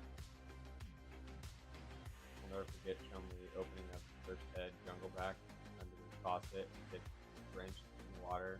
Dumplex. Yeah. Favorite card? I really like the Kaiba Man, but I don't know, dude. That Sky Striker is zero. I love the art style and I love the colors on the secret. I really agree on that. I think that the Vantage Varnish or whatever, the other Oh, the Vanquish. Yeah, yeah. I really like that one as well. DJ asked how the new job is going. Oh, new job's going great. You know, things are going smooth. Everybody that I work with has been a pleasure to be around. You know, I can't complain. There's absolutely zero complaints right now, at least. Mark says Ryan slowly becoming a waifu fan. Hey, she's fully dressed. Shut up. We'll convert him. It's okay. Tobias said, "Hey, CardBreaker, maybe you could be part of the Master Chef series on the indie." I did actually see that. That would be cool. Like, I'm trying to dip my toes more into doing stuff with Ruxin and collabing with him because obviously he's very well connected. I am actually in talks with RPK and then even Heart of the Pack on getting more into dueling series. It won't be modern, at least not right now. It's going to be Duel Monsters era, like basically GOAT format and Edison, just because that's what I enjoy. That's what him I know the best. So I want to start dipping my toes into that more, broaden out back on the channel because I was already doing some of that content. But that's the goal. You know, start doing funner, different, you know, some variety of content. What do you think on Trick the Sealed selling his collection? I don't think he's selling his collection. He doesn't strike me as that type of guy. He's just selling off like extras. Like I've even bought some stuff from him recently. I don't really know how many millions of dollars that man has in collectibles, but trust me, he is not selling everything off. He's just, you know, as with everything, he probably has other interests. I don't know what all he does in his personal time and other things, other investments and whatnot. He's a far more intelligent person than I am when it comes to that. So he's well invested, and trust me, he's not going anywhere. I can't tell you. I have no clue why they didn't do a Dark Crisis booster box because it makes me so mad. I was looking forward to it because obviously you guys know Dark Crisis is my favorite set of all time. But definitely a bummer to not get that as an entire booster box. And definitely going with someone. Yeah, case openings are fun. What we calling the biz? Clickbait. Yep, pretty much. And then, did I miss something? Did Strictly Seal put out a video recently that I didn't see? I haven't checked out his content. I know he's done a lot of like collection reveals and stuff lately. But other than that, I haven't seen where he's doing like a big sell-off or whatever.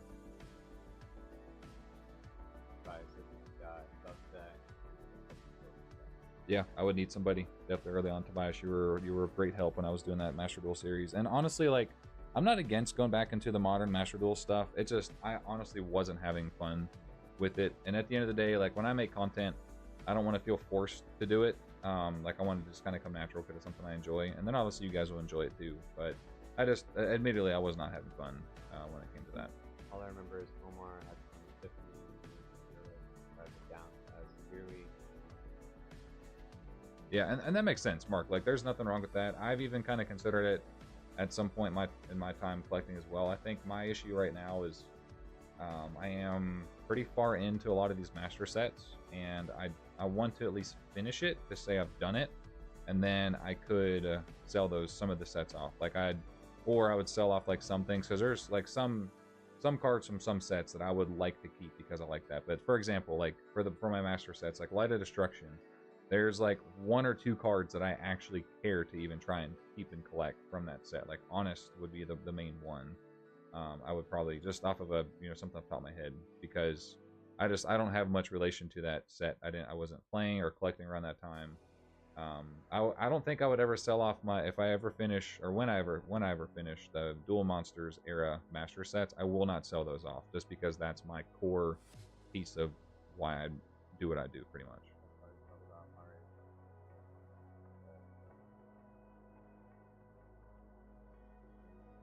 No, I have not yet, Sparkman. I have actually, so here soon, in the next week or so, I should have 2 OTS cases coming to me, like boxes, I guess. Euro boxes, actually. I did a box break with my channel members. I have like 25 packs myself I'm opening from one of the boxes, and then the channel members have the others. So excited for that, obviously, because it's Euro boxes. It'll be super nice and shiny. deeply stamped, so it looks pretty, but I'm actually very excited for that one. So it's just stuff that I have an attachment to about the rarity collection. Yeah, I got you, Allison. Yeah, Mark, it's I can see 100% there. Like I thought about doing master sets of rarity collection because I thought it would do well in the long haul, like long term. But that's not what I like. That's like a lot. I sold off a lot of my quarter century secret rares, and there's even some that I'm thinking on selling off now, just because I never pull them out to look at them again. Like there's a couple that I enjoy. Like I like the exclusive ones, like the Magicians of Bonds and Unity, the Paladins of Bonds and Unity, all those. But like even like I have the Chaos Emperor Dragon, Dark Magician of Chaos, various things like that. That I'm just like I like the monsters, but I don't care for the rarity, if that makes sense. Hero definitely looks better. Kyle, but I was born first, so I get ladies first. Yeah, ladies first. Yeah, if I ever decide to sell off anything, channel members, for the future, for anybody, you guys that join as channel members, you guys get first dibs on any sales, any insight, mystery packs, all that good stuff, because you guys support the channel monthly. So just to give you a heads up for that. Oh, I was trying to clap back. Uh-oh. Your thoughts on the 2025 pins? We don't know enough about them yet. I do like that there's a difference. So they have the dividers coming in the tins and then the bundles. I like that. I think it's nice to have the variety because the bundles are smaller in as far as sizing goes and just how much space they take up. Yes. But we just don't know what's all coming yet. We don't know all the cards. I'm going to open it regardless, just because that's what I do. And Twice says, do you wish Yu-Gi-Oh had box toppers like Magic and Pokemon? Yes. You do. You want yeah. When it comes to Yu-Gi-Oh collecting, one thing that they need to do, because it's not just because every other TC does it, but every other TCG does it because it works. Promos. Full arts, nice promos, exclusive promos. That's one thing. Exclusive full and art then promos. everybody's opinion on this is a little bit different. I love serialized cards. The reason being is because it creates like longevity of a product. Because unless you track down every single serialized card, it's that box. Like they're only gonna print that box once. They're never gonna re-release it with serialized cards because that's literally breaking the game that they created. And so imagine if they came out with a 1 out of 100 Blue Eyes White Dragon card. That box is only going to go up until every single 100 copies are tracked down. And they may not ever be tracked down. And so it's just going to go up and up and up and up and up. And I like it because I like having a chase when it comes to stuff. Like when they announced they were reprinting some Starlights as QCRs, I'm like, well, there goes me trying to pull and chase after a Starlight rare. Like I don't have that desire anymore. And so that's what I like about serialized cards. I like having limited cards. Like the one thing with it that Pokemon does well, Magic does well, Yu-Gi-Oh needs to learn about it. Like I already mentioned before, where they have the regular base card, which is just the generic art, has the same effect, and then they have the upgraded versions, where it's in an exclusive foil, it's a serialized cards, whatever it could be, they have the same effect. Now I know there are some cases out there where there are specific limited cards that have their own effects. There's not many of them across TCGs, but most of the time that's how they do it. So if they did that with Yu-Gi-Oh, where they have a serialized exclusive artwork, you can only get it in this set, where it's a 1 out of 100, but they have that same card with the same effect printed as, we'll just say, like a secret rare or an ultra. I think that's great because it keeps the hobby, it keeps the collectors happy, and then it keeps the players happy, because then people can open the set, they can pull the ultra, they can pull the secret, whatever it is, all day. They can continue to do it. They can reprint that booster box in like an unlimited print where there's no serialized cards, but they can still get the card that's good that they want, but then it keeps the collectors happy so they can have the serialized stuff. So that was... I don't think that Yu-Gi-Oh has something they could do like a one-on-one thing with. They could do anything. Like I mean, they could do... Well, I take that back. They could do a full 5 set of the Exodia, but do like a 1-of-1 of the full set. Yeah. And it'd be like the original printing from like the even the first mangas. Yeah. Of Yu-Gi-Oh. They could do that, and that'd probably be the perfect one of one set. Granted, somebody putting together that one of one set would be insane. They'd have to put them all in one thing. There'd be no way that you could put, you know, all 5 pieces in different packs, because they'd never be put together. But that would be insane. Mm-hmm. Some age they realize a cycle of creators building hype through openings and make the product better to open to sell them better, design better products, more toppers, more thoughts in packaging. Yeah, like it's Heart of the Pack and I are going to be doing a talk here soon about talking about how pack opening content is kind of dying, because there's this, like more so like for Yu-Gi-Oh, but even for Pokemon too. It's just Magic is going strong. Yeah, Magic's Yeah, Magic is doing phenomenal. One Piece is doing phenomenal. Dragon Ball is doing phenomenal because they're all doing like Union Arenas. that too. Union Arena is going crazy right now. With all the stuff that they've been doing. They do Starlight set chant. They did I mean, they did do a Starlight set for Exodia, but that's not the one. What I'm saying is like, he was asking about them doing a one of one like they did in Magic. So in Magic the Gathering, they did a serialized one of one ring, which Post Malone ended up buying for $2.8 million. And what I was saying is a great opportunity that Magic, or not Magic, but Yu-Gi-Oh has right now, is they could easily do a full, like, perfect one of one of like Yugi's grandfather's, you know, Exodia. Yeah. Kyle, kind of like what you're saying. Like I see where you're coming from. Where having more prints of it is not good, but there's always, it's 50-50. Either you are for serialized cards or you're not. I mean, there's 7 reprints of the One Ring. Yeah, that one has a ton of prints. Like there's also some limited prints of that one too. There isn't just one of one. Like I just genuinely think that serialized cards are a great thing for the hobby. It's like sports cards have been doing it forever. And like I heard from somebody, where was I at? I think I was where was I? I can't remember where I was.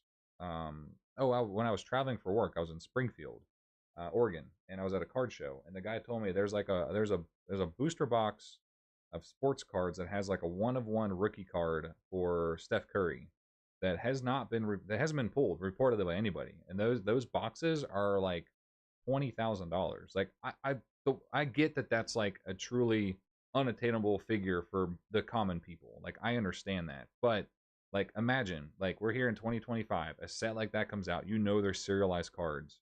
Any person with, you don't have to be an investor. Any person that collects, they're like, I can see this retaining value. They're gonna buy a box, and you're gonna thank yourself that you did. And that's, I just, again, I because I am a pack opener, because I like ripping packs, I think that serialized cards are great for the hobby. I love having chases. I love having stuff that's limited access, because like think about it, guys. When you pull something, like if I were to pull a 1 out of 5 card on the channel right now, and I pulled it for me, that feels good. You're just that just happened. You know, I've pulled some like crazy stuff on the channel, and I love that. But there's something truly special being like, I have 1 out of 5 of these in the world. There's no more. I mean, they could do, it would be something maybe like a weird one-off, but they could do a set of like one of ones of the original characters. Granted, they won't be able to like make Yu-Gi-Oh cards per se, but they could do a Yu-Gi-Oh card of all of the one-on-ones of like the main first set of characters. So like Yugi, Kaiba, Joey, you know, all of them. Yeah, and like was it Miguel said, and then same thing for Josh. I fully understand that those serialized cards will be unattainable and out of reach for most people. The thing is, and the reason for it, like I'm gonna throw myself in here with it. So the reason I make my mystery packs, for example, so my last couple versions, the one that I made for that had the DDS Blue Eyes, which was like a $2,000 card. The packs, I think I did 40 or 50 bucks a piece. So imagine you were the person, you know, Ram, he's not here right now, but you were the person that spent 40 bucks on a pack and you pulled a $2,000 card. Now imagine if you did that in current times with Magic. So you could spend $100 on a collector booster pack and pull a $20,000 card.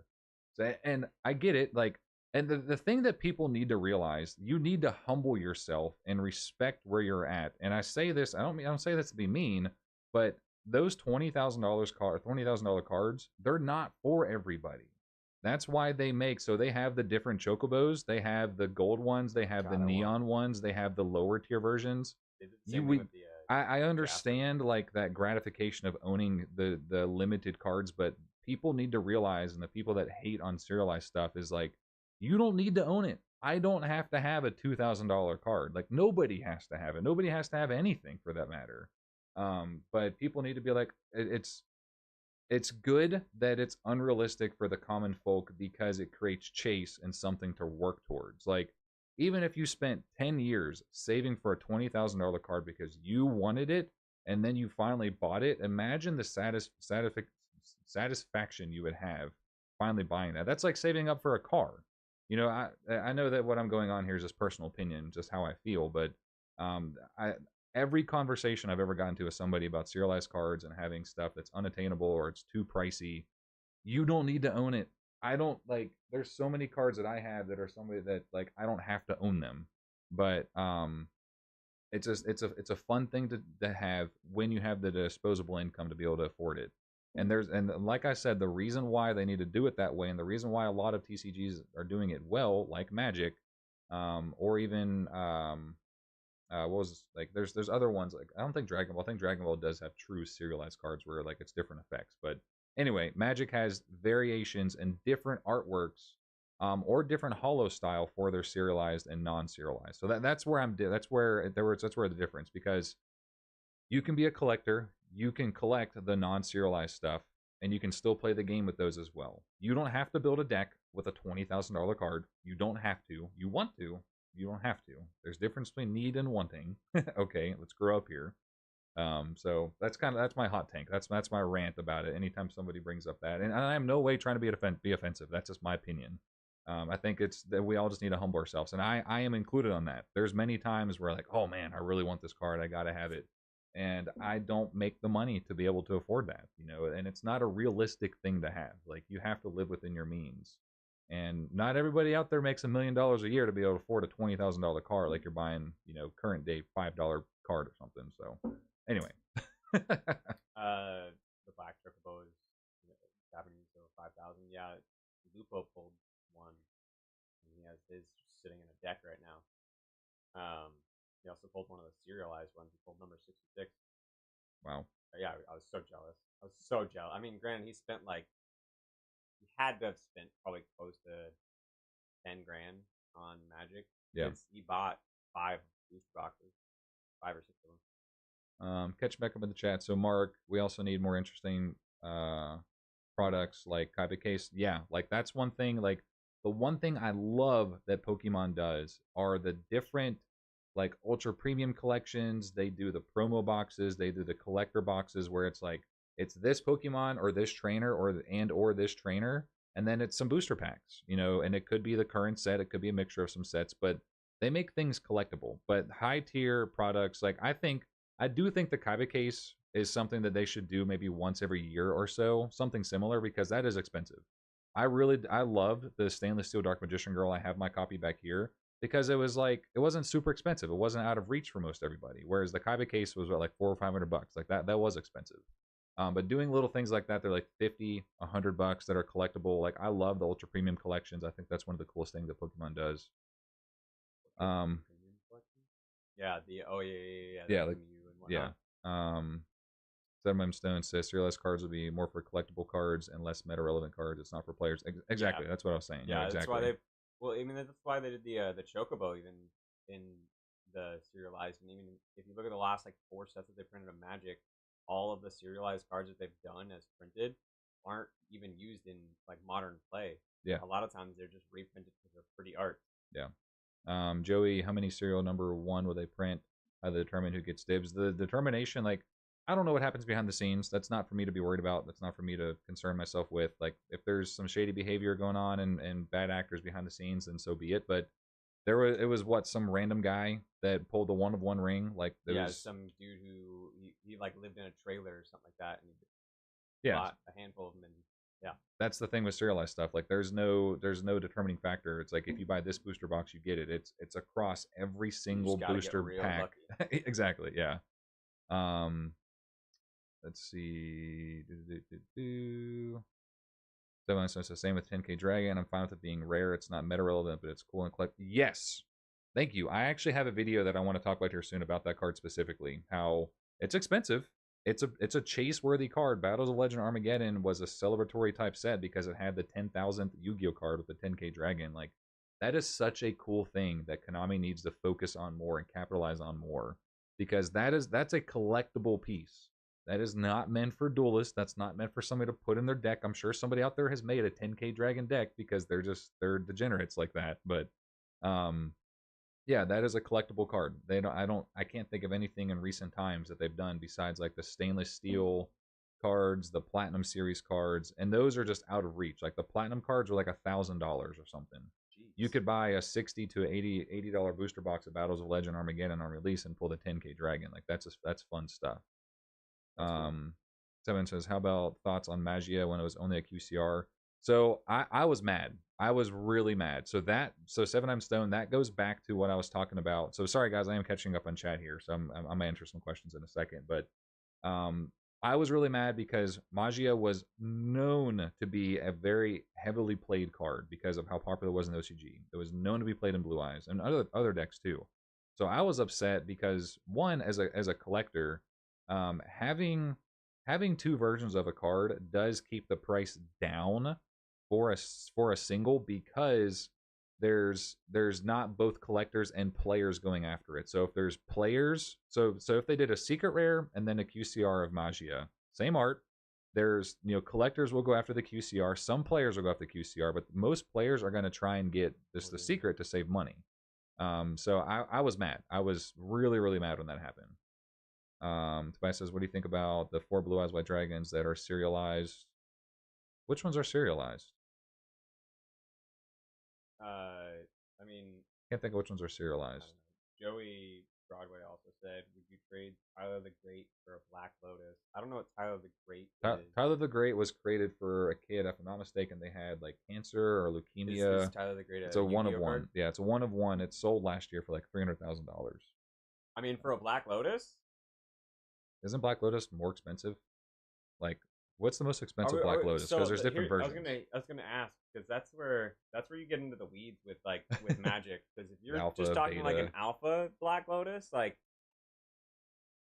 I'd probably sell my left foot for an alpha Black Lotus, but trading like a Tyler the Great for a Black Lotus would be it's like an Alpha Black Lotus graded is a mill. Like a clean Alpha Lotus, even if it was like a 1, you're getting easily almost $1 million. But like a Beta Black Lotus, I'd consider it. I mean, it'd be cool to have like a 1 of 1. The foot, Allison, the foot. I was trying to be, appropriate. There's a gold Blue Eye Dragon metal card from the OCG side that's like, I have actually seen that one. I've heard of that one. Let's see.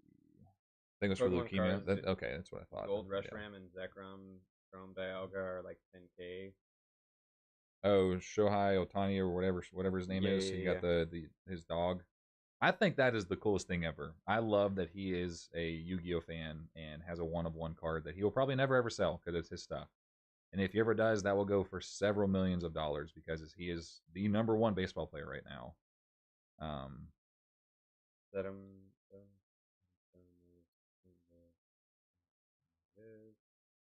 Allison says the appropriateness is passed. Yeah, we're gonna end the stream here probably in just a second.